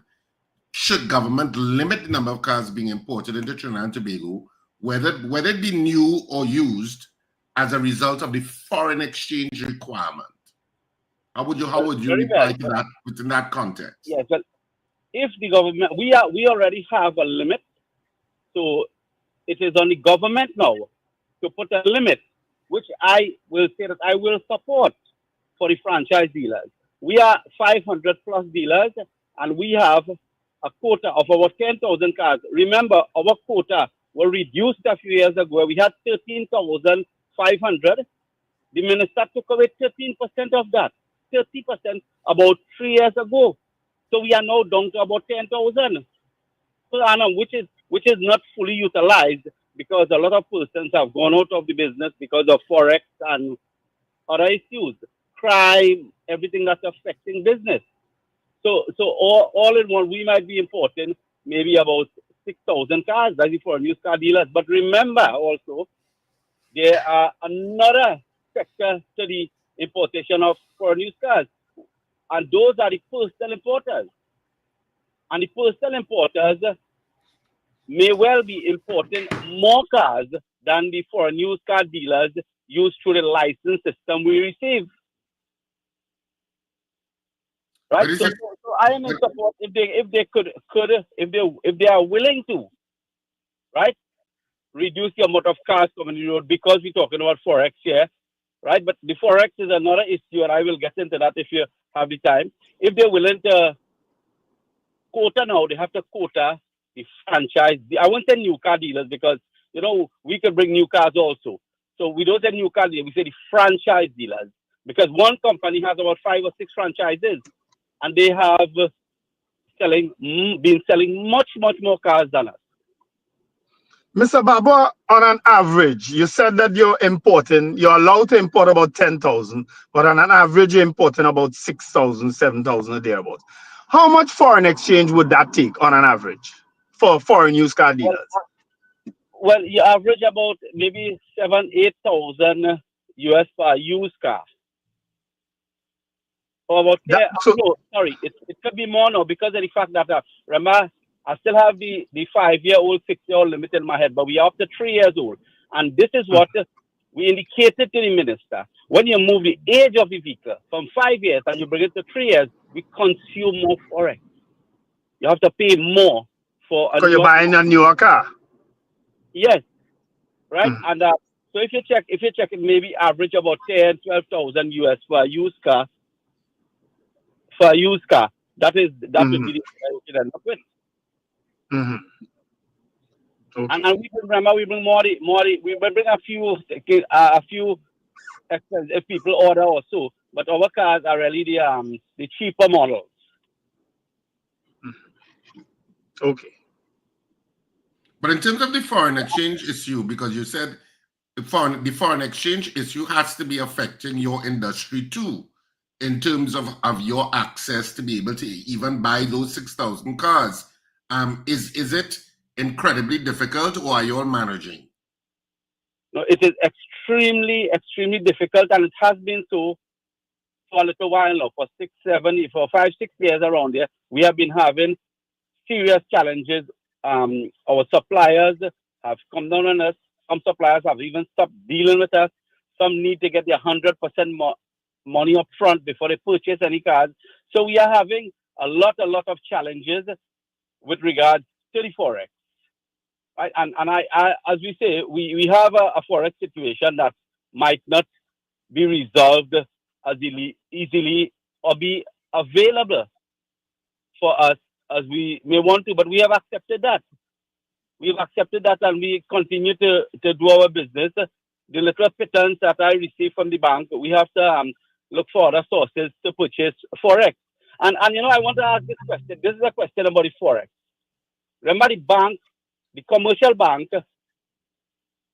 may have a preferential system who they want to choose to give their Forex. I have no idea. But I don't receive any large amount of Forex from the banking system.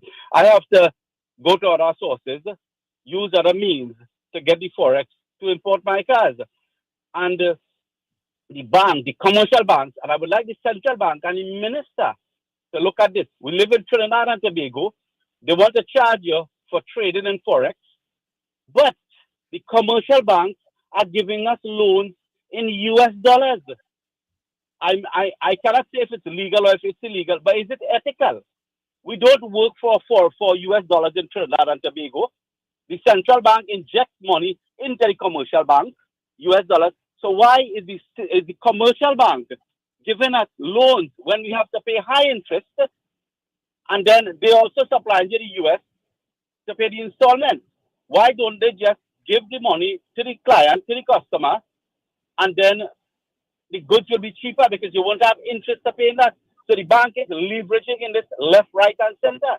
And this is a situation that has bothered me a while ago. I would like the central bank and the Minister of Finance to look into that. And I'm not saying it's illegal, as I said, but if it's ethical and if it's the way to do business, knowing that we have a Forex crunch in the country and the banks are only looking to profit over that. Well, I mean, this is news to me. I've never heard of that issue of giving loans in US dollars. Is that only a feature for foreign exchange users or for businesses generally that deal a lot with foreign exchange? Well, I have not spoken to other persons, but I know the Exim Bank is set up for exporters and manufacturers where they can get their loan and then repay but the bank was set up in that way for that function. But the commercial bank I'm talking about, even if it's for a used car dealer or it's other businesses, I think it's a practice that should not have even been started because we don't work for that money in this country. Why are you giving us that loan?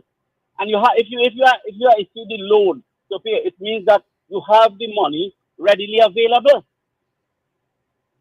So I've not spoken to other people who have taken that loans in other businesses, but in my industry, I've spoken to persons and they had to take the loan. That was the only way they were going to get the Forex to pay. But we're gonna have to double check with the banks to verify what you just said, because I've never heard of it before that you could go into a bank and get a US loan, a loan in US, and to be repaid in US dollars also. Yes, check with them and see, and then get back to me. And if they say no, I will show you documents. I am willing to go that length because I think that is quite unfair. That's why I will go to, and that is why I decided to bring that up this morning, because a lot of persons may be participating in it, or they forced to, or they choose to, but I think it is unethical. But it sounds unusual in light of the fact that we have a Forex problem, that they could be giving out US loans to be repaid in US dollars to people to purchase cars, you know? Yeah, to purchase. It's very unusual. I'm sure it's not a facility that would be granted only to car dealers. I'm sure it's a facility would be granted to other sectors once the US dollar is in demand and they have to get the US dollar to pay their bill or so forth. All right. I mean, yeah. I mean, as I said, I'm with Wendell. I've never heard of this before. That issue of US loans. So it's an interesting thing that we could check with the banking sector to see what's going on and what's the purpose of that, and how is that. I know loans are considered assets by banks, because it's a money making thing. Obviously, it's a money making instrument, but we'll probably have to check into to see how it plays out from the banking sector's perspective. But in terms of the how pervasive it is. How pervasive it is, how many people utilize that loan in terms of managing their business. So at this point, I mean, because we're about to close up the interview, Mr. Baba, but in terms of the vehicles, you're down to 6,000 now, and you're saying, well, roughly 6,000, 10,000, but you're saying a lot of people don't import their full quota because of the demand and supply situation and the Forex situation. Yes, a lot of we don't import our full quota because we can't get the Forex to import the full quota, and a lot of persons they have dropped out of the business, as you would have seen in recent kidnappings and all these sort of things would have changed people's mind in the way they do business and how they do business. People are choosing to migrate. They are choosing to kind of stop the business altogether, because if a family member is kidnapped or threatened or in any way, if they have other means, they might use other means to earn a livelihood instead of putting themselves at risk. So all these are reasons is why people have kind of some people have slimmed down their business, some have gone out of business. So the initial question that you asked me, about the limiting the amount of cars into the country, I am in full support of that if it's done fairly across the board. So you give us 10,000, you have to get, and we have 500. How much franchise dealers we have? You have to make sure it is equitably reduced. And I will hold to that. We also have, I had an article this morning on the Newsday where the minister again sent out a release yesterday that she was saying she was not revalidating any license. Means that we have a license from the 1st to the 31st of January to the 31st of December in a given year. And if your car should have a delay through no fault of the purchaser, the minister, for the last 3 years or so, she has not been revalidating the licenses. People have lost cars because we don't own a shipping line. Shipping line don't always run on schedule. Recently, we had a big problem in the port here where vessels could not berth and the cars had to go back to Panama. So now those cars might arrive late because they have to wait on another vessel. So that is no fault of ours. And that may not only affect foreign used car dealers, that can affect private personal importers also. And she has categorically stated that she's not revalidating those licenses, which I urge her again to reconsider, because the fault could be on their part, on the port of Port of Spain, or other international issues with delays. I am a little confused about what that revalidating of the license means. Because if your license expires on the 31st of December, and that's your import license, I'm assuming, right? Yes. It expires on December 31st. Isn't there a renewal process that, let's say, starts like a month before, and so then it's renewed by January 1st for the following year? Isn't that how it would work? Well, we about 4 years ago, they have stopped revalidating license because the license expires on the 31st December, and then if your vehicle has arrived in 2 days or 4 days or 5 days after, you would go to the Ministry of Trade and they would revalidate that license. Now, they may come on the argument and say, well, you can use the license for that following year to clear the car. But the age of the vehicle comes into play here. If the vehicle is a 3-year vehicle, it will then be 4 years. So you won't be able to clear that with your new license. So the revalidation process is... Well, that explains it. That explains it. Yes. Yeah, your car could actually age whilst you're waiting to clear it. Yeah. Yes. Yeah. The vessel can arrive here. The vessel can arrive here in 29th or the 30th. And if the documentation is not sent in before the 1st, then you can lose your car. So, that sounds crazy, though. But that sounds like an easy fix, Mr. Babwa. Because if your car is already here and you're waiting for it to clear, or if it's on its way, that sounds like an easy fix. It's a very easy fix, and that's how it uses to be. But under this minister, we are having this problem, and I know people personally who have lost cars in the port, and all we have besieged and discussed with her, but she said, no, policy is policy. And I am wondering, and sometimes it leads me to wonder, this is the only industry that faces this type of, I have to say, prosecution. Because it's a simple Mr. Babwa, I'm always careful when people use the words under this minister. The Minister of Trade and Industry has been a minister for the last 9 years. Are you saying that you've had a problem for the last 9 years without solution? Remember, I said this problem started about 3 or 4 years ago. Before that, it was the licenses were revalidated. So it was revalidated under the current minister also? Yeah. Okay. All right. Yeah, and about 3 or 4 years ago, they just decided not to revalidate the licenses. Oh, it's something like an NLCB situation all over again. I can't see what the reason is. In terms, especially if it's a logistical problem, and when you're dealing with international transportation of goods, you can have all manner of logistical problems. So if it's a logistical problem, I don't understand what the problem is with revalidating those licenses. I can't understand it. It doesn't come across very customer friendly or very citizen friendly, and I don't know what the argument is that the Ministry of Trade would have to justify why they don't want to revalidate those licenses.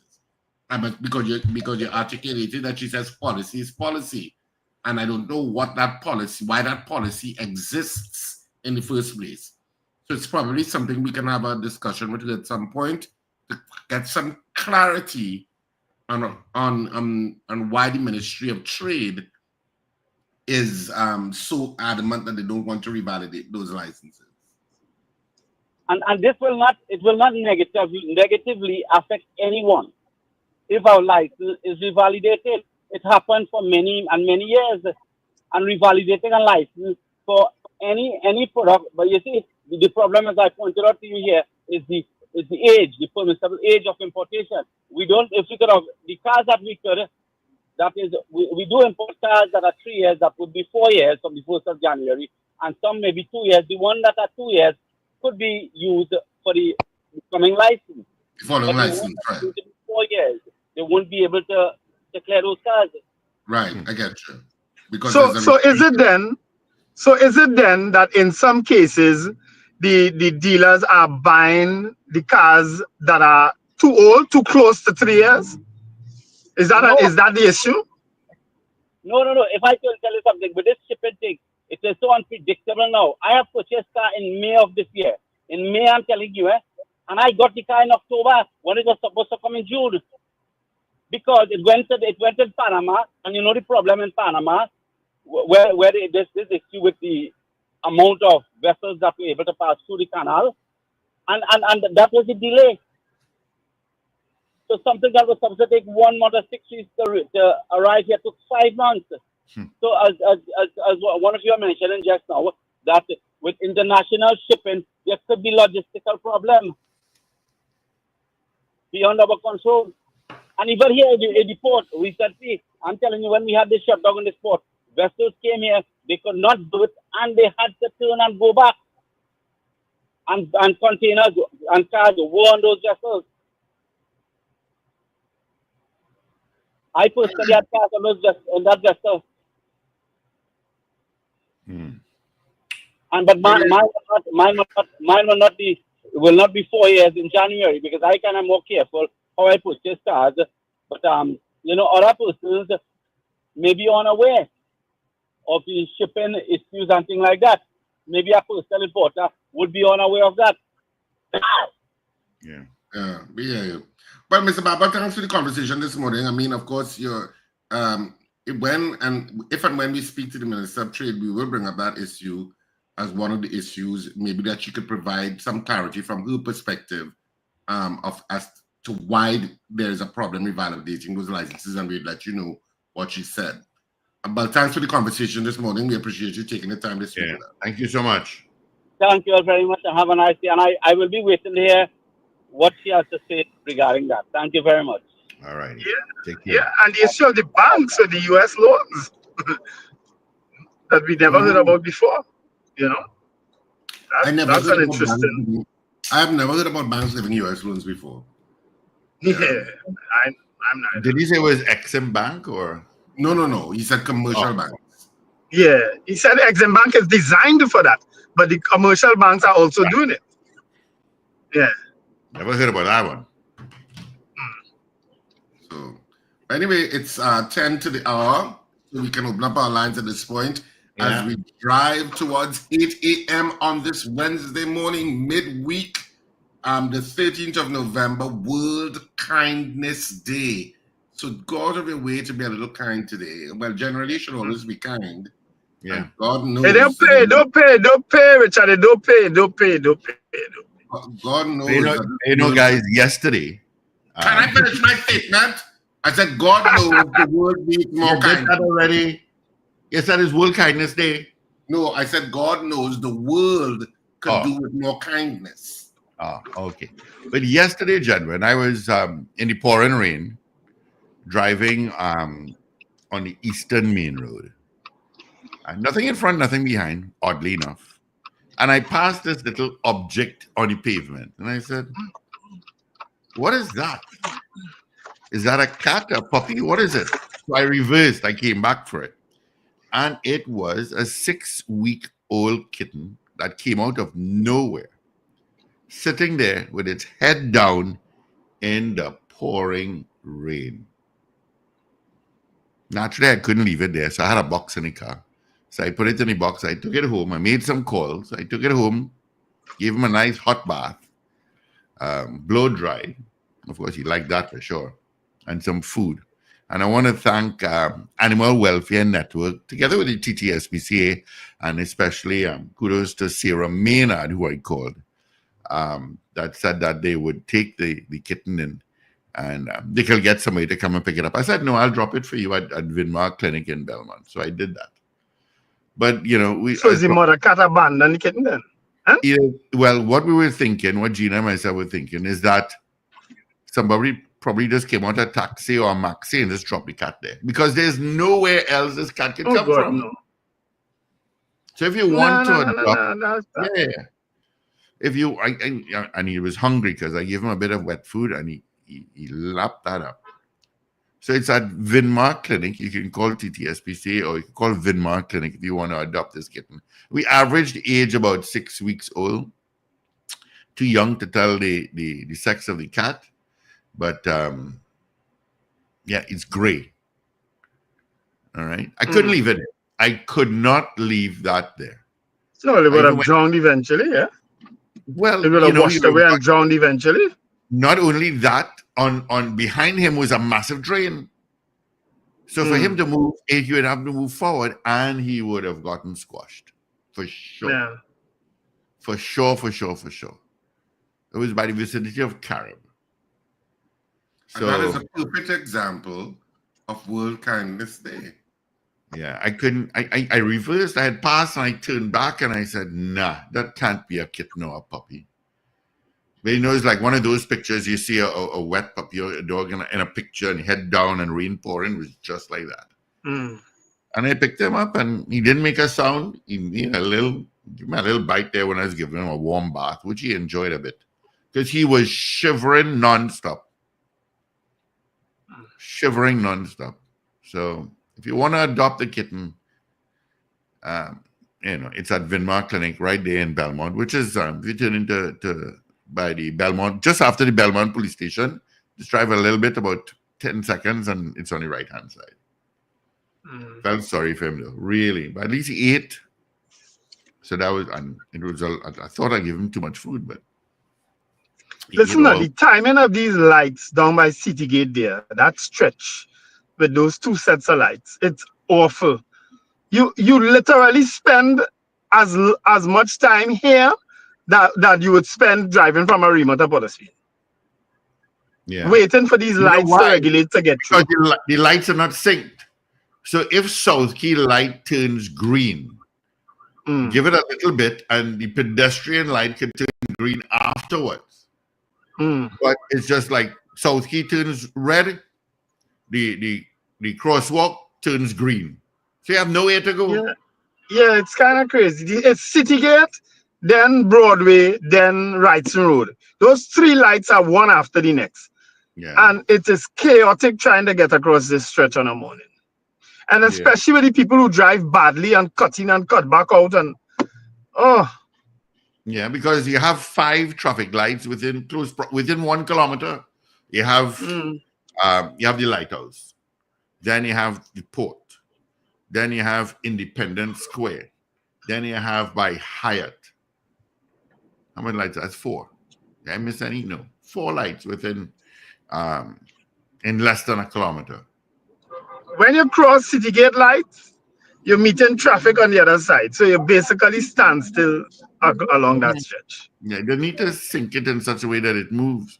I mean, both can't turn red. I mean, I'm no expert. Both can't turn green because you'll end up being stuck behind the car. So let Southgate get green, wait a 20 seconds, then the crosswalk could turn green. That way they'll have room to move. Yeah, and then when you reach down by Wrightson Road there now, by the port, you're stuck. You're getting green and can't enter Wrightson Road. Yeah.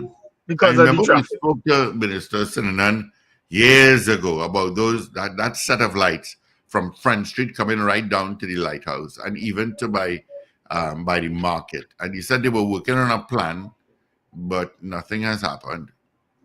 You know. I raised this with someone who's very proud. Yeah, I raised it with that same proactive birthday boy. Yeah. But you know the sad thing about it, 20 years from now, I am seeing that nothing will happen and it will still be the same. 20 years from now. I'm in front City Gate area going on 10 minutes now and just moving like a few meters, a few inches sometimes. Yeah. You have to do something there. Good morning, caller. You have a minute. Good morning, gentlemen, again. Wendell, I have a question for you. Steve just brought up something that jogged a memory in my mind. And you might be in key position to answer this question. What about the widening of Wrightson Road? Whatever came out of that? I'm not in a position to answer that. I wish I could, but I remember they said they were going to make another lane because they were cutting off that median in the middle. I have heard nothing about it. Clap and cheer and but gentlemen, things for that. And nobody use the common sense and recognize it. But hold on, Lincoln. You widen Wrightson Road. You still have 5 traffic lights from Front Street to the lighthouse. But the whole point about it is that it's a physically impossible act to widen Wrightson Road. When we heard it, we clap and we blow shell and we cheer and we rave for that foolishness. You understand? Yeah. And the lady who called and spoke about we need to stop importing cars, Richard, you said it best. That's Zena. After you have one, right? You understand? It's God goes back down to the crab in a barrel syndrome. We are lobbying to build more roads, to build flyovers, to build more interchange, to build more the access the big roads for the cars. They get a metal grate across from that flyover by NP. Not happening yet. Yes. We studying don't bring no more cars. So who I have, to hell with them. And I have, so I don't care about anybody else. I would never support. I understand what Paul is saying for the Forex, but I would never support don't bring no more cars because we don't have enough road. There's too much traffic. That is madness. Yeah. All right, Lincoln. Thanks. All right, gentlemen, let's wrap it up for this Hump Day Wednesday World Kindness Day. Yep. All right, folks, have an absolutely wonderful day. Remember to let go and let God. And my days for being kind are swiftly coming to an end. Bye-bye.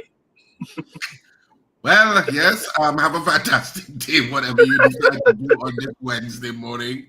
And of course, this Wednesday day. If you're celebrating a birthday, happy birthday to you. If you're celebrating an anniversary, happy anniversary to you. And of course, it is World Kindness Day, so do something kind for somebody, or just be generally a kind person. Try to be a little bit more empathetic. The world certainly could do with some empathy. Yeah. So have a great one, whatever you do, and remember to smile and laugh. It's great for your health.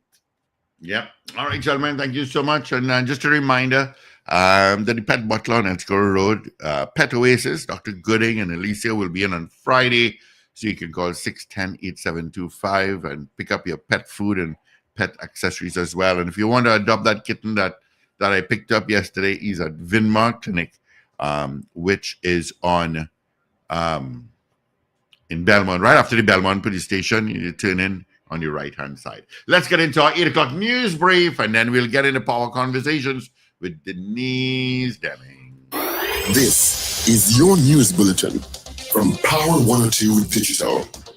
Time for your news update to 8 o'clock. I'm Avril Cynthia Bob. Good morning. President of the Trinidad and Tobago Automotive Dealers Association, Visham Babwa, is calling for a grace period on the expiration of import licenses when there are unavoidable shipping delays. Babwa, who was a guest on the Power Breakfast show this morning, says his association has previously pleaded with the ministry for more leniency in those situations. He said delays out of their control often contribute to the late arrival of vehicles in the country, and maintained with everything that's happening internationally with shipping, like wars and massive problems with Forex, some delays may be experienced. He also said that cars coming into the country and remaining on the port could age, and this presents more issues for car dealers. Meanwhile, Trade Minister Paula Gopi-Schoon has rejected the plea of the Automotive Dealers Association. In a press release on Tuesday, the Ministry of Trade said all import licenses issued in 2024 will expire on December 31st. It added that those licenses will not be revalidated to a date in 2025 for used right-hand drive motor vehicles that arrive after the expiration date. It stated that this is a standard practice which began in recent years. Economist Dr. Marlene Add says finding ways to generate much needed foreign exchange and changing consumption patterns are critical factors in addressing challenges posed in terms of the availability of U.S. currency. Meanwhile, two of TNT's most respected economists, a former Minister of Finance, Wendell, and former Central Bank Governor Uric Bob, are calling for a return of the managed flotation of the TT dollar that was first introduced in April 1993. Well, that was your update to 8 o'clock. News in full comes up at 12.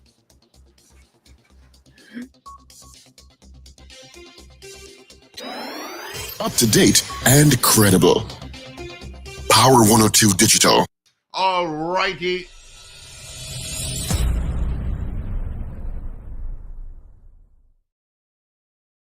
There is a connection between government policy and law in the sense that all laws start as some type of government policy. So, for example, in Trinidad and Tobago, we would have had the recent national policy on persons with disabilities. And that policy talks in very strong terms about the need to both enact laws to provide for the human rights of persons with disabilities.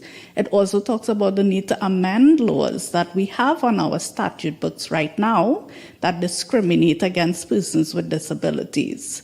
So once that policy is adopted and approved by the cabinet, then the process of making it a law can begin. The difficulty with the policy remaining as a policy, two things. One, it's not enforceable. So it does not really give you any rights legally because it's just a policy, it's not a law. And the other thing is that policies can change over time. Policies can change over time as the needs of the government or the focus of the government itself changes. It can change if the government itself changes. So that it's not enough for us to say, well, we have a policy. We have to take that further step to make the policy a law, because that is what will give full protection for the human rights of persons with disabilities.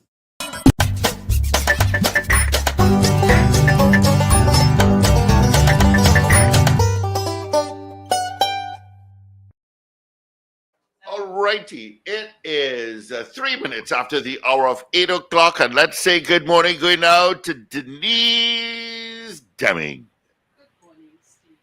It is so good to be here this morning, and it's a wonderful day in Trinidad and Tobago. When you look outside, I'm always very, very inspired and feel so good that we live in a beautiful country, but there's so many things that we have to change. And this morning we have Dr. Wayne Haid with us as a guest. Dr. Haid, do you have a light you can put on so we can see your face?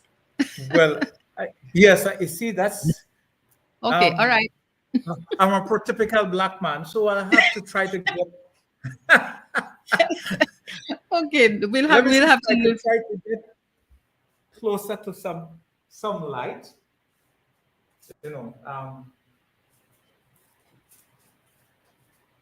All right, so we're waiting for him to try to get some more light in his stage, but we're going to go ahead. Thank you so much for being with us, Dr. Haid, because you're a former policeman. You're also a Calypsonian, I think former Calypsonian, we've not heard from you for a while. So we look forward to having a conversation that will make a tremendous difference to the country. Not that I can assure you anybody will take us on, but at least let's talk about it. Okay. So tell me something. There may be listeners who don't know you. Tell me, how is it that you are? Where are you? You're somewhere in Africa. Where is it? I'm in Kampala, in Uganda. Yes, yes, yes. How did you move from Trinidad to Kampala? Tell us something about your history. Well, I was a police officer from 1975, and I was also president of the Police Social and Welfare Association. I was president of the Students Guild on campus at UE during my first degree. And in 1998, I got an opportunity to work with the United Nations in the International Criminal Tribunal for Rwanda. And that is when I came to Africa for the first time, and to Uganda, and of course Rwanda and Tanzania. And then subsequently, I was posted away from Africa to Asia. I spent around 5 years in East Timor, Australia, and covered those countries there. And then I went to New York. Unfortunately, as I kept getting promoted. So This is the first person I was hear say, promoted. unfortunately, as I kept getting promoted. Well, because I learned that the higher you go, the more difficult it is to move and to transfer within the international community. So sometimes you're in a place where you're comfortable, and then you get promoted. So I was promoted in East Timor, and then I went to New York, and I got promoted to go to Lebanon, a family duty station. It was very nice. And then I got promoted to go to Darfur. So you see, so I ended up spending about 6 years out in the desert. But I covered the Middle East countries as the chief of conduct and discipline. I covered Lebanon, Syria, Israel, Cyprus, and Italy. So I had to travel between all those countries and address issues involving all categories of UN's staff and other personnel, including military officers, police officers from 100 or more countries, and so on. And then I was transferred to Darfur, promoted, and went to Darfur, and I covered Somalia, Ethiopia, Nairobi, and here in Uganda, where UN staff from the different missions were based. So as a result of that, I became familiar with the region and with the environment and with the people. And when it was time I felt it was time, I wanted to retire early enough to enjoy my pension, because I've seen, even from the police service and other places, people stay very long, and when they retire late in life, they never get a chance to enjoy their pension. So you're retired at the moment and enjoying. I'm retired. I'm a double retiree. I'm retired I receive a pension from the police service and from the United Nations. Okay. So could you just do a little bit of reflection and share with us what are some policy changes that you believe would be most impactful, positively impactful to Trinidad and Tobago TPS, Trinidad and Tobago Police Services? Well, let me say that I was listening to the ad before, when the attorney was saying that the difference between policy and law is that policy is government's ideas, and policy can change, and depending on government, depending on the situation, and until it becomes law, which is more difficult to enact and to change, then nothing will in fact change. With respect to the TTPS, there are some things that cannot change unless government change laws. So there are internal factors and external. Internally in the service, we have unfortunately created a system where discipline has broken down, where officers do not pursue people who are doing wrong things internally, and it's only when their internal behavior gets out into the public and they get charged for a crime, rather than that person being dismissed long before they come to court, we just throw everything to the DPP, and every charge is misbehavior in public office, and these charges, based on our current judicial system, will result in police officers being suspended for 10 to 15 years. By the time the case comes to court, the witnesses are dead, changed their mind, or went away, and the officer comes back into the service more disillusioned, probably even now invested in criminal activities because they were outside for so long. That has been a perennial failure in the police service. And then if you go back to the beginning, I have complained before that we thought that education made for better policemen. It is not always a direct correlation. So we cited that you must have O levels, a certain number to come into the police service. When people like myself joined the police service with a school living certificate, having never attended secondary school. So that doesn't mean that your life wouldn't go on. I have subsequently gained, about 6 degrees, and I've, studied in all over the world in different universities and institutions, and I've learned over time, from my experience, that some of the most stupid people I've ever met in my life, I met them at university. So we believe that once we have these educated folks coming in, they make for better police officers. No. And I've said we should change back the system to have an alternate route for persons who don't have the O levels, but who really want to be police, to serve their country, to do something, rather than using it as a stepping stone to something else, a gateway for somewhere else. So they just want to have something to put on their CV to say they've been there. We need to change that. The policy must also, in terms of recruitment, must also ensure that we get more intense investigations and assessment of potential officers, because that is where it begins to fall down.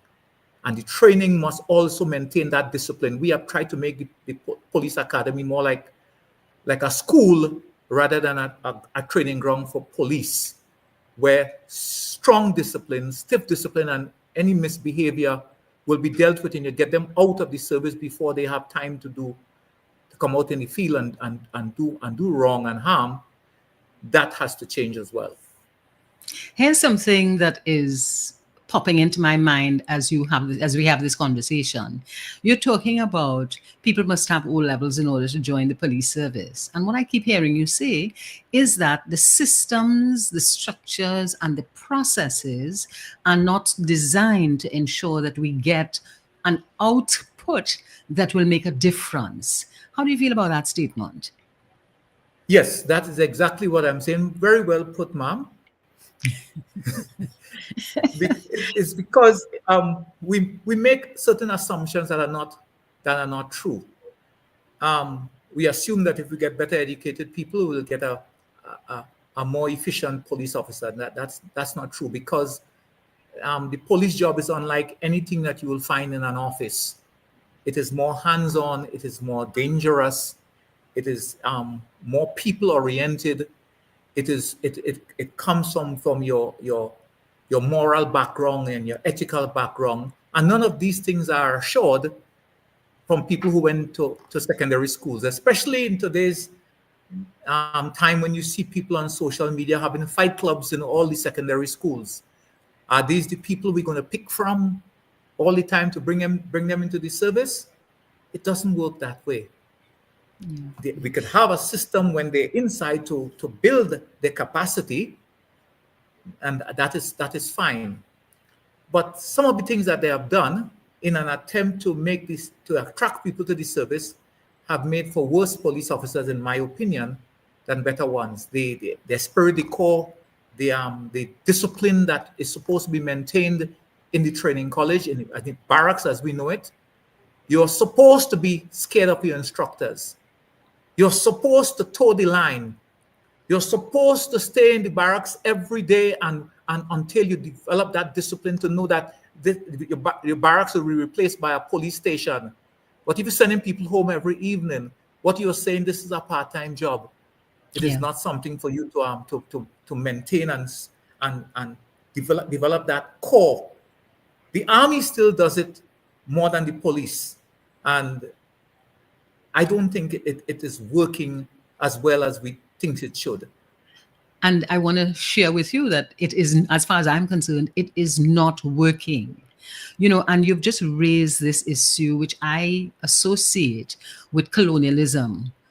And we have not redesigned our system structures and processes in our interests. What we've simply done is continued what our colonial masters had designed. What's your view of that?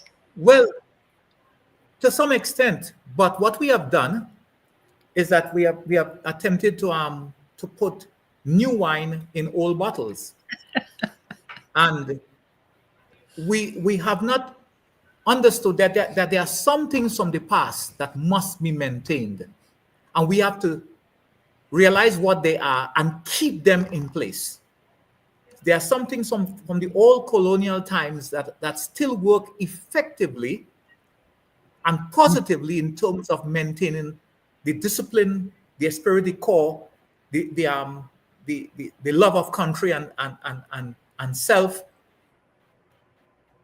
that are important in terms of building good building blocks as police officers. But if you attempt to introduce all these new fandangle procedures and policies without understanding that not everything will work for us, and that's the argument I had with the Chief Justice and the police over the question of police carrying firearms into court and so on. Because just to segue into that as an example, people like to talk about international best practice. I have been all over the world, more than a lot of people who talk, and I've talked to, interacted with, interviewed, and had daily conversations with police officers from over 150 countries, because I'm always trying to understand the similarities and differences. And there are a lot of similarities that must be maintained, especially with respect to discipline. But some of the things that we like to call international best practice is not common. And if you go international, you'll find it's different. So for example, police officers in Trinidad and Tobago are facing high risk from criminals with high-powered weapons. And I have argued this because both the government and opposition has failed to introduce harsh enough laws to make the possession of such and use of such firearms either a death penalty in certain cases or long-term imprisonment, so we get these people off the street and keep them off.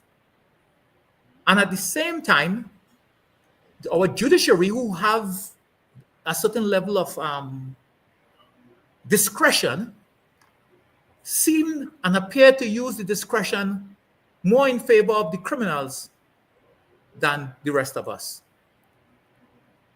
I sang a calypso in 1995 when I won the Young King competition. It's called Is We to Blame? And in that I said that some of the lawyers and judges and so on, they appear to be much closer to the criminals than to us.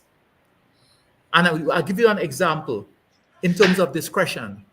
And this is from a personal example. Someone selling a 3/4 camouflage pants for women that everybody were wearing in their shop, that they have established and paid their taxes and don't have a criminal record, gets arrested by the police for possession of that one item that was on sale and fined $5,000 by a magistrate. Whereas people getting held with guns, going to court and walking out with a $3,000 fine. Don't you find something is wrong with that? Something is absolutely wrong with that. You know, and because of the judicial discretion for criminal offenses involving guns, involving impersonating police officers, we should remove that discretion and make it mandatory so the judges and magistrates can't play this international human rights game and talk about international standards, because they are protected and they have guards, whilst the rest of the people are facing the brunt of the criminal activity. That's my opinion. I follow you on social media, and recently you did a voice note talking about preventing police officers from taking their firearms into court. Tell me about that. Yeah. Yes, and this has two parts. One, the Chief Justice, as the head of the judiciary, is authorized and entitled to make policy and rules with respect to the area under his control. But he has no authority to make policy for the police service. So what happened is that a decision, this didn't happen overnight.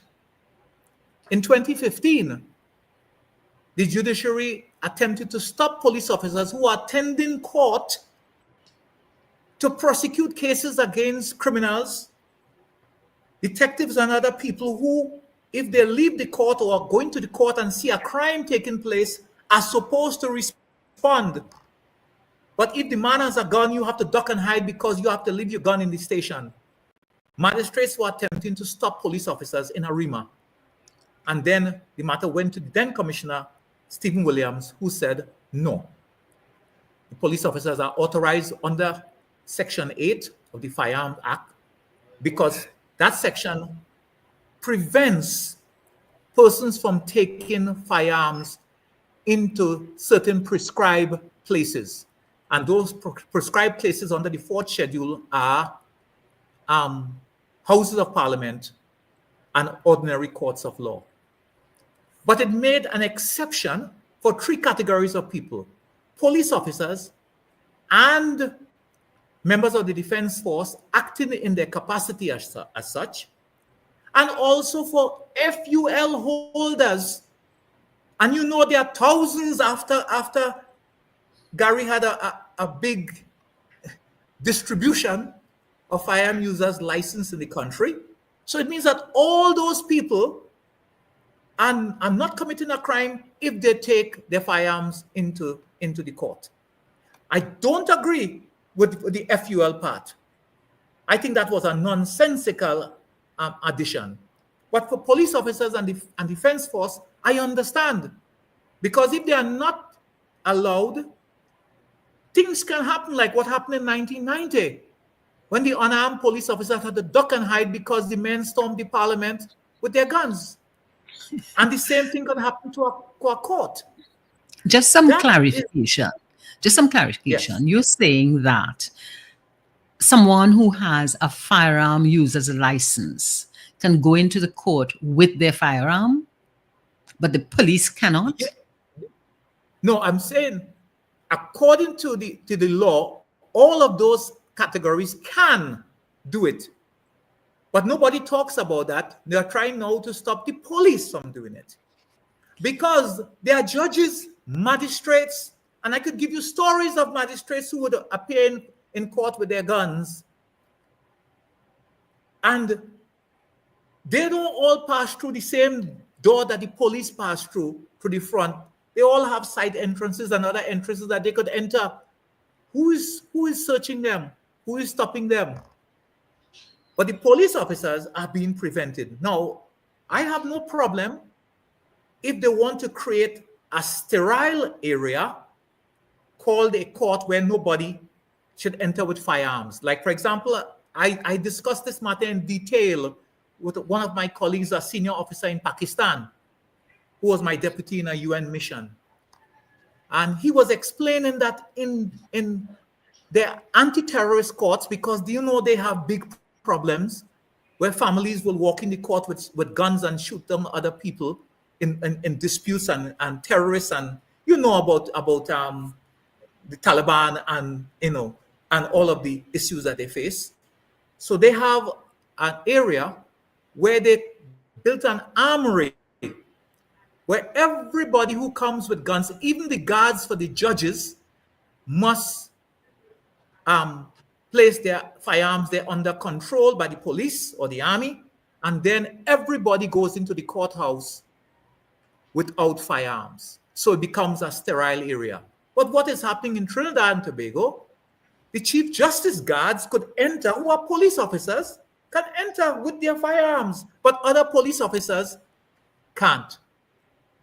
Are you saying that we have no categories and classes of police officers, those you think you trust, and those, the rest of us, who you can't trust? But at the same time, we don't know what happens with those who have FULs and personal firearms. We don't know. And to make matters worse, if the officers, the private security who are guarding the courts now, if they do they all don't have firearms? Don't they have firearms too? Or they have, and they're precepted? Or are they all guarding the courts with nothing in their hand except a baton and a wand? Yeah. So what will happen then if the criminals know that all the police have no guns in the court and the other people have none either, because the Chief Justice guards shouldn't be allowed to have their guns in the court if you're stopping all other police? So because you're creating a hierarchy of police officers and categories that are, to me, is improper. I'd like you to just summarize, what would you like to see happen with regard to this new rule? What should have happened in the first place that is failing to happen is that the Chief Justice should get together with the Commissioner of Police, right? And the minister responsible for police and the association that represents the police officers, and determine what is the level of risk that you are trying to control and protect from. And then create from that some policy that meets the needs of all of these parties.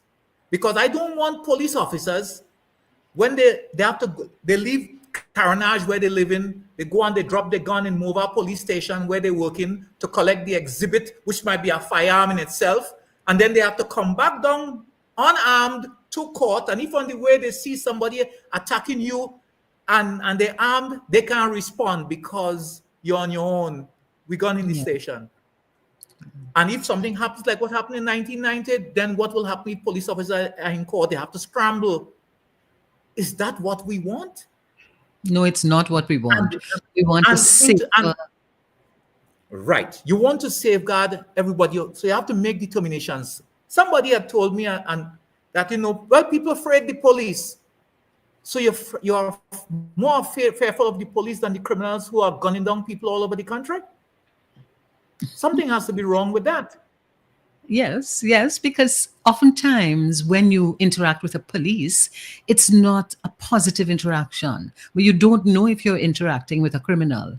But here's something that has bothered me for a while. That is not, answer that. That is not true. The police don't go, even if you have an interaction that is not pleasant in terms of their demeanor, they ain't coming at you with a AK-47 or some other weapon and shooting at you and shooting down cars. They're not doing that. And we have no examples of police officers behaving that way in the courtroom, because not all police go are all the ones who go are those who are trying to take the criminals off the street and then going to court to represent the state to get these people off the street. They are not what I was talking about yes. is not in the court. I was talking about my interpersonal relationship and reactions with police.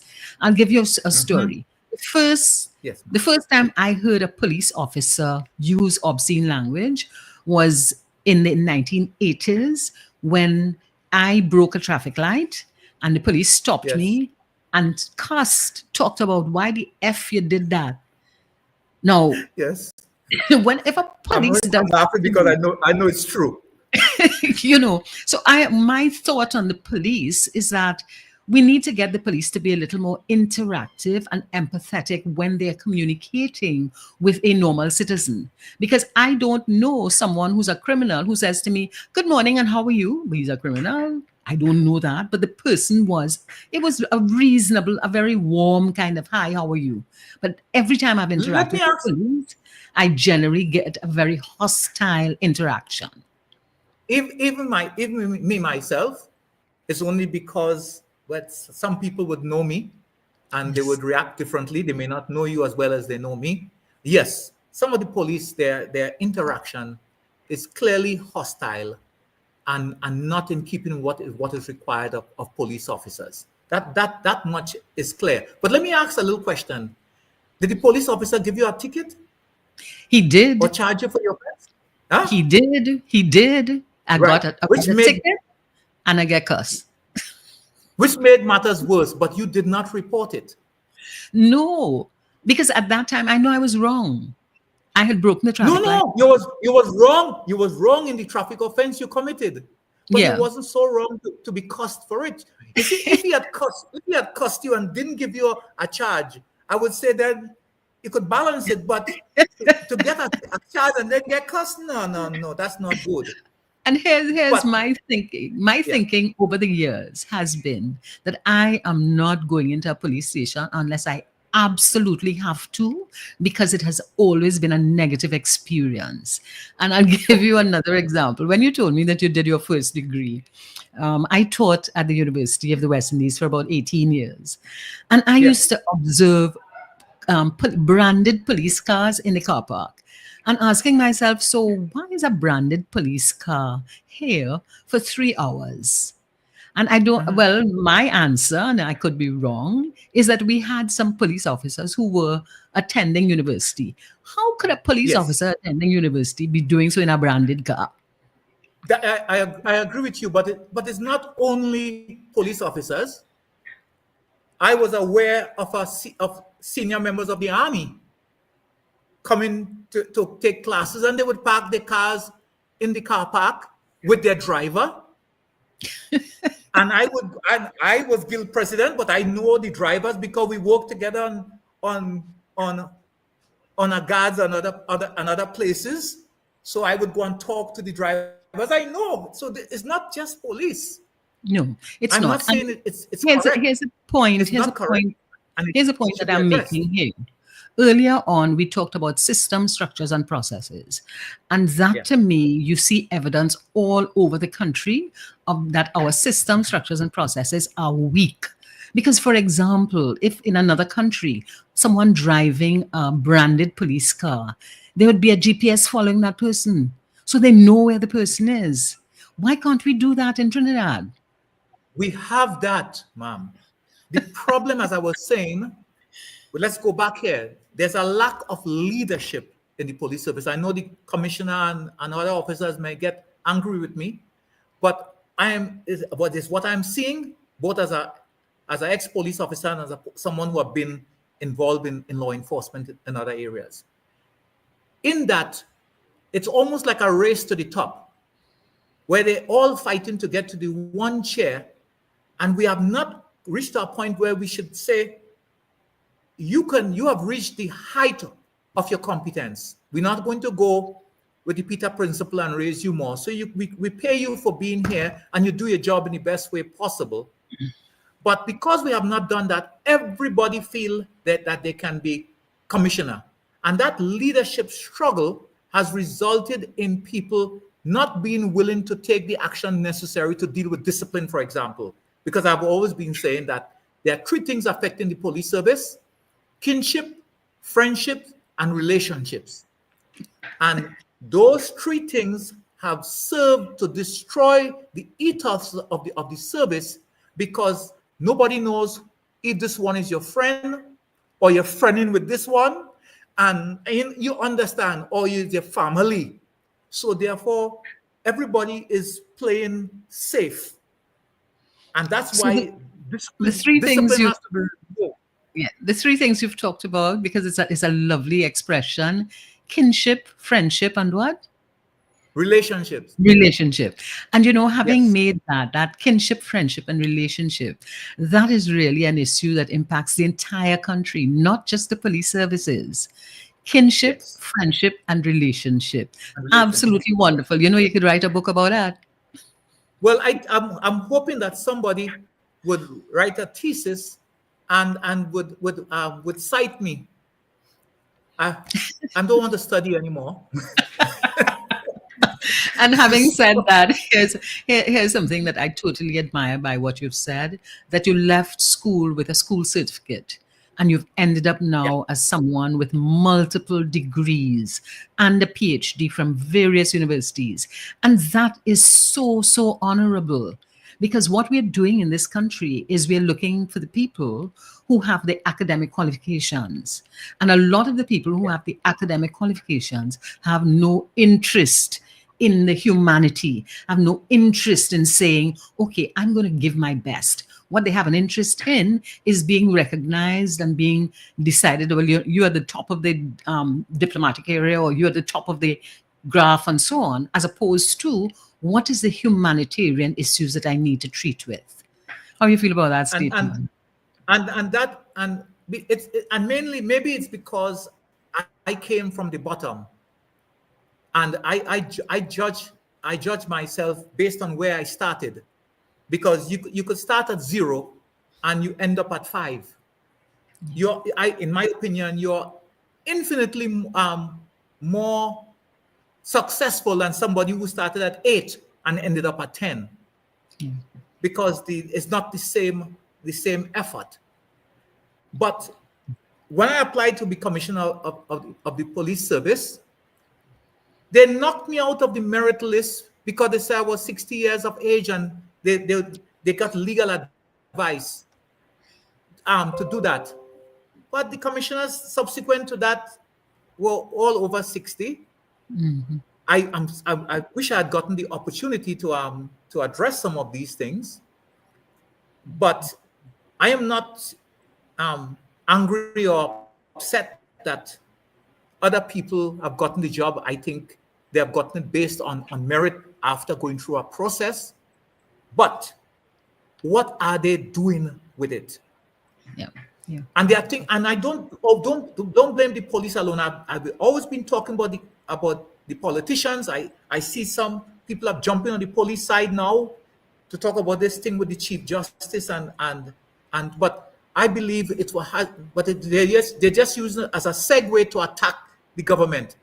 I'm not interested in attacking the government or the opposition or the judiciary. I am police, and police is me. So for me, everything that relates to law and order in the country where the police is concerned is because I know that the police service made me who I am today. I may not be much to some people, but in terms of my own development, yes, and you know what, I have played sports in the country. I know a lot of the people because I played hockey and rugby with all of them, rich and poor. Some ministers, I see them. I played hockey against Gary Griffith, and we beat them bad. Oh, a lot of us play hockey against Gary Griffith. Right. I knew Gary I Griffith played hockey on the against hockey field. Mariano. Yes. Against Mariano Brown. I played rugby against all of those people. I sang calypso with all, so I was fortunate to have gotten a rich life and an opportunity to interact with different kinds of people in the society. in different areas. And that is why I'm saying I try to bring all of that back to bear to my police relationships, because I was a tough police officer. Ask anybody. And I wasn't afraid to fight. Yes. But I made a lot of friends because you have to believe in fairness, you have to believe in justice, and you have to treat people as you would want them to treat you. Yeah. That is so wonderful, but I'm not seeing that. So I just want to switch the conversation a little bit. Okay, go ahead.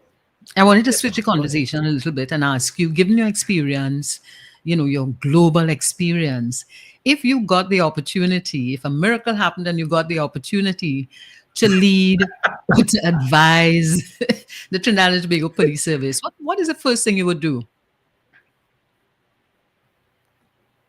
I would say, first of all,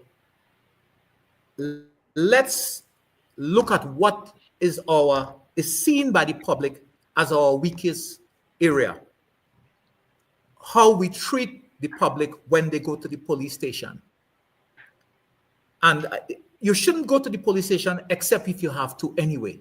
But when you go, you don't want to come out with such a negative experience or talking to them on the phone. And I can tell you, I've gone to the station and I could almost feel the hostility, and because they don't know who I am. And when someone recognizes me and they say, "Hey, Mr. Head or Watchman," then you could see. But it's not. It doesn't change things, because there is sometimes a superiority complex amongst police officers towards members of the public, and you could see from even internally. I remember years ago when I was I was finishing my first degree, and I went back to work, and I was in the police station, and being a kind of senior police officer constable, I'm going through the books and the station diary, and the writing, the language was atrocious. Let me say, English has fallen down in the country to a large extent. They can't write nor read, or especially write English in a proper manner. And I complained. I said, "Come on, you young guys, two of them you guys have 5 and 6 O levels, and you the English in the diary is poor. You all have to take better care and write better than that." One of the guys who did not know who I was said to me, "What, you're jealous or what? Why you go and get some subjects too?" One of the other officers said, "Do you know who you're talking to?" But it tells you maybe we need to keep the police station on 24-hour camera, where everything that happens in a station and everything that is done is seen. It is not the best way, but how else are we going to make? But let's be fair. The people we are getting to join the police are the same ones we see fighting in those videos and cussing each other on the streets and so on. And they're picking up that from watching videos of American society where cussing the police and cussing each other is not a crime. And you have a right to do this and a right to do that, which is different to our own culture, our own laws, and our own identity. And we have not yet addressed that. So you're saying that your first area of focus would be on the individual police themselves, and you would be focusing on first, like, their language. And starting from recruitment, discipline. Yes. And those things are critical. They may sound simple. But I don't believe people when people say, "Well, the police service have only 29%, I think, with them, but I have 89%. Since you were at UE like me, you are aware that you could make a study show anything you wanted to show if you interview the right people and you use whatever methodology you want to produce certain results. What I would like to see is that people who interact with the police understand, but you have to look at the other side too. The people, when police go to them, they believe that they can cuss the police. They believe they can shove cameras in their face and point the hand in their face and so on. I will smile and lock you up. I would smile and spray tear gas in your face. You see, that's what the police officer have to understand. You don't have to become a bull in a china shop in order to deal with these things. You could surgically take them out, and you could deal with it that way. But we tend to react the way the people on the street treat us. But we are supposed to be better. Yes. Not better than them in terms of life. But You've talked about leadership, and I just wanted to comment that leadership is not just the person at the head. Leadership occurs at all levels. And what we need to see is at all levels that people have taken a position of leadership, which is empathetic, which is transparent, and which is accountable. What have you seen that work in other countries? If you had to look at a country and say, look at what's happening here, this is what Trinidad should be doing, what would you say? I don't like to do that because I know that they also have problems too. Yeah. But in dealing with police officers from different countries, I try to understand. Okay, let me give you the example here, right here in Uganda. There is corruption amongst police officers. I know it. Everybody knows it. The president talks about it, and they're trying to stop it. But when a police officer stops you on the street when you're driving your car, it is the most pleasant. They will feed you with honey, even whilst at the same time trying to see if you have done something wrong, to see if you're nervous, to see in the car, "Hi, my friend, how are you today?" And they talk to you nice. The corrupt ones might even ask you, "Hey, give me a little something." I said, "No, I'm going to give you something for." I'm an old police like you. And when they hear that, they step back. But their attitude, how they treat people, is in a pleasant and kind way. Even if at the same time they're trying to sniff out if you're doing something wrong. And me and my other friends who are police from Trinidad, we sit in the car even when they stop us, and they smile, and they talk. But we know that they're talking to see if there's anything. While they're talking, they're looking. Our police, when they stop you, yeah. That so, but then I've been to countries like Singapore and I've worked with their police officers and so on. But even the ones who are not nice persons individually, when they have to deal with you, they know that they must maintain a certain level of decorum. Because if they step outside of it and somebody else sees that, even one of the other officers, they will report them. And then they will have to answer. So you're saying, what I'm hearing you say is that we need to just have a lot more decorum and a lot more respect for people. I just want to an understanding of your role. Yes. I want to switch the conversation a little bit. And this is an observation that I have made that I just don't understand. The first observation I've made is that we have a lot of police who are overweight. You can see that they're overweight. And often I ask myself, what is the process? How could they be overweight and looking like that and be a police officer? Let me continue with the other issues that I look at. I look at some of the female police officers and they have on long dreads. How are you going to challenge a criminal when all them long dreads all over the place? You look at their fingers, they have on false fingernails. They're well made up.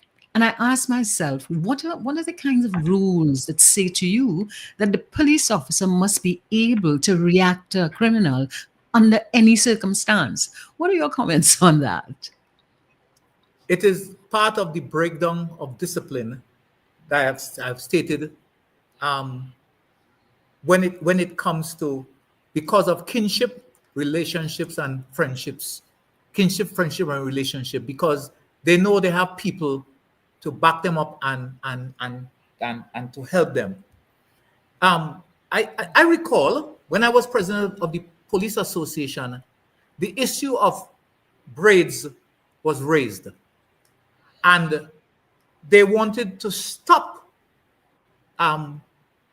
police officers, female police officers, from having braids in their hair. And I had a conversation with the then Commissioner, Kenny Mohammed. And I explained to him, I said, look, braids, the wearing of braids has happened amongst Africans and for different reasons in history and throughout society. If you go to try to ban them from wearing braids, especially since you are East Indian and the East Indian women can wear their hair long past the thing because it's not the braids, it will not look good, and it will be seen as being discriminatory. What you have to do is ensure that the braids that you have must not go above the nape of your neck, and it must be put in a way that make you able to do your job. And the same with your fingernails. It is like what we say in paragraph 51 of the regulation, the hair of the hair shall be kept short, the chin and underlip shaven. The shaving of the upper lip is optional. Whiskers shall not be worn. But if you look now, everybody running to the doctor to get exemption, or just wearing beard and nobody saying anything. Because we have let discipline fall down. And nobody will stop and say, let's stop this nonsense immediately. Had I been commissioner, I know I would have been unpopular in many quarters because I would have stopped it immediately. Because I didn't have no family, no friend, close friend or girlfriend in the work. You understand? So as you didn't have a lot of people do. You didn't have kinship, friendship, or relationship. And you keep saying, we keep talking about that, but that is so important in a small country that we need to accept that kinship, friendship, and relationships should not impact our decision making.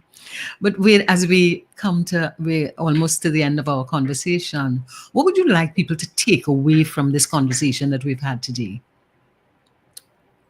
What I'd like them to understand that the police is not some entity living on another planet. They are part of the same society. And some of their attitudes and behavior are not just a reflection of them, but is a reflection of the society as well. What we have to do in the police service is to ensure that when we are selecting, we really select from amongst the best. People, even if they don't have the skills and attributes, can be taught them and can train and learn. I have been in the service and I know people, they were slack, as we say in the work. They were slack from the beginning. From the time they're in the barracks, they're slack, and you know they'll be slack until the end. Therefore, they should not be part of the service moving forward. And we have to now understand, because we have policemen and former policemen who are politicians. And they know what I'm saying here is exactly the truth. But what action are we going to take to address it? If we didn't have all these murders in the country, we would be focusing more on addressing the ills of the police service. But now we are linking the ills of the police service to the criminal activity, which is wrong. Because even if we remove all the murders or reduce them by 3/4, which we can do if the government and the opposition will get together and pass mandatory laws, even if we do that, the police officer will still be cussing people on the street, and wearing wild braids and so on, because discipline has broken down. And everyone should go back and focus on that. It's a problem with society. But our leadership of the police service must get off the you-know-what and help this. They're supposed to be listening to all of these programs and understand and ask themselves, what are we doing? Or what will we do? So forget your children who you're bringing to work. Forget your girlfriend who you're bringing to work as police or SRP. You understand? Forget your batch and your batchmates and your friends who you used to play hockey or rugby or being Queen's Park with. Once you're as part of this entity, we must have a new identity, police. And the society must look at us as an example, look at us for protection, for guidance, and to be able to say, yeah, that is my son. My son is a police, and not be ashamed to say so. That's what I hope people take out of this. And thank you very much. So what I'm hearing, what I am taking away, not what I'm hearing, what I'm taking away are two things. One, we need to reintroduce a level of discipline within the police service and ensure that that discipline is implemented with all the police officers, so that if you have a new recruit coming in and you recognize from just his or her behavior that that person is not very disciplined, then you just need to get them out as opposed to allowing them to continue. My other big message is your message about kinship, friendship, and relationship. That is such a wonderful phrase. So tell me, how are you going to say goodbye to me today? Well, I will say goodbye by telling you there's a third thing you must focus on, is that the politicians must stop finding fault with each other and sit down and recognize that the death and destruction that is taking place in the society is closing in on all of us, including them. The example given with respect to the Chief Justice may be a manifestation of that fear that even the police could cause them harm, so therefore keep the guns away from us. But why don't we keep the guns away from the rest of society? Because the Chief Justice wouldn't be safe if he goes out of the court chamber, or any of the magistrates or judges, even though some of them and lawyers get 5-6 guns that they can't protect themselves with because they could only use one gun at a time. That ain't helping. So even if and I appreciate that you all giving me a platform in order to say my piece. Some of my ideas may be radical to some, but we are all Trinidadians. We are all Trinbagonians. And we need to take the country forward as a group.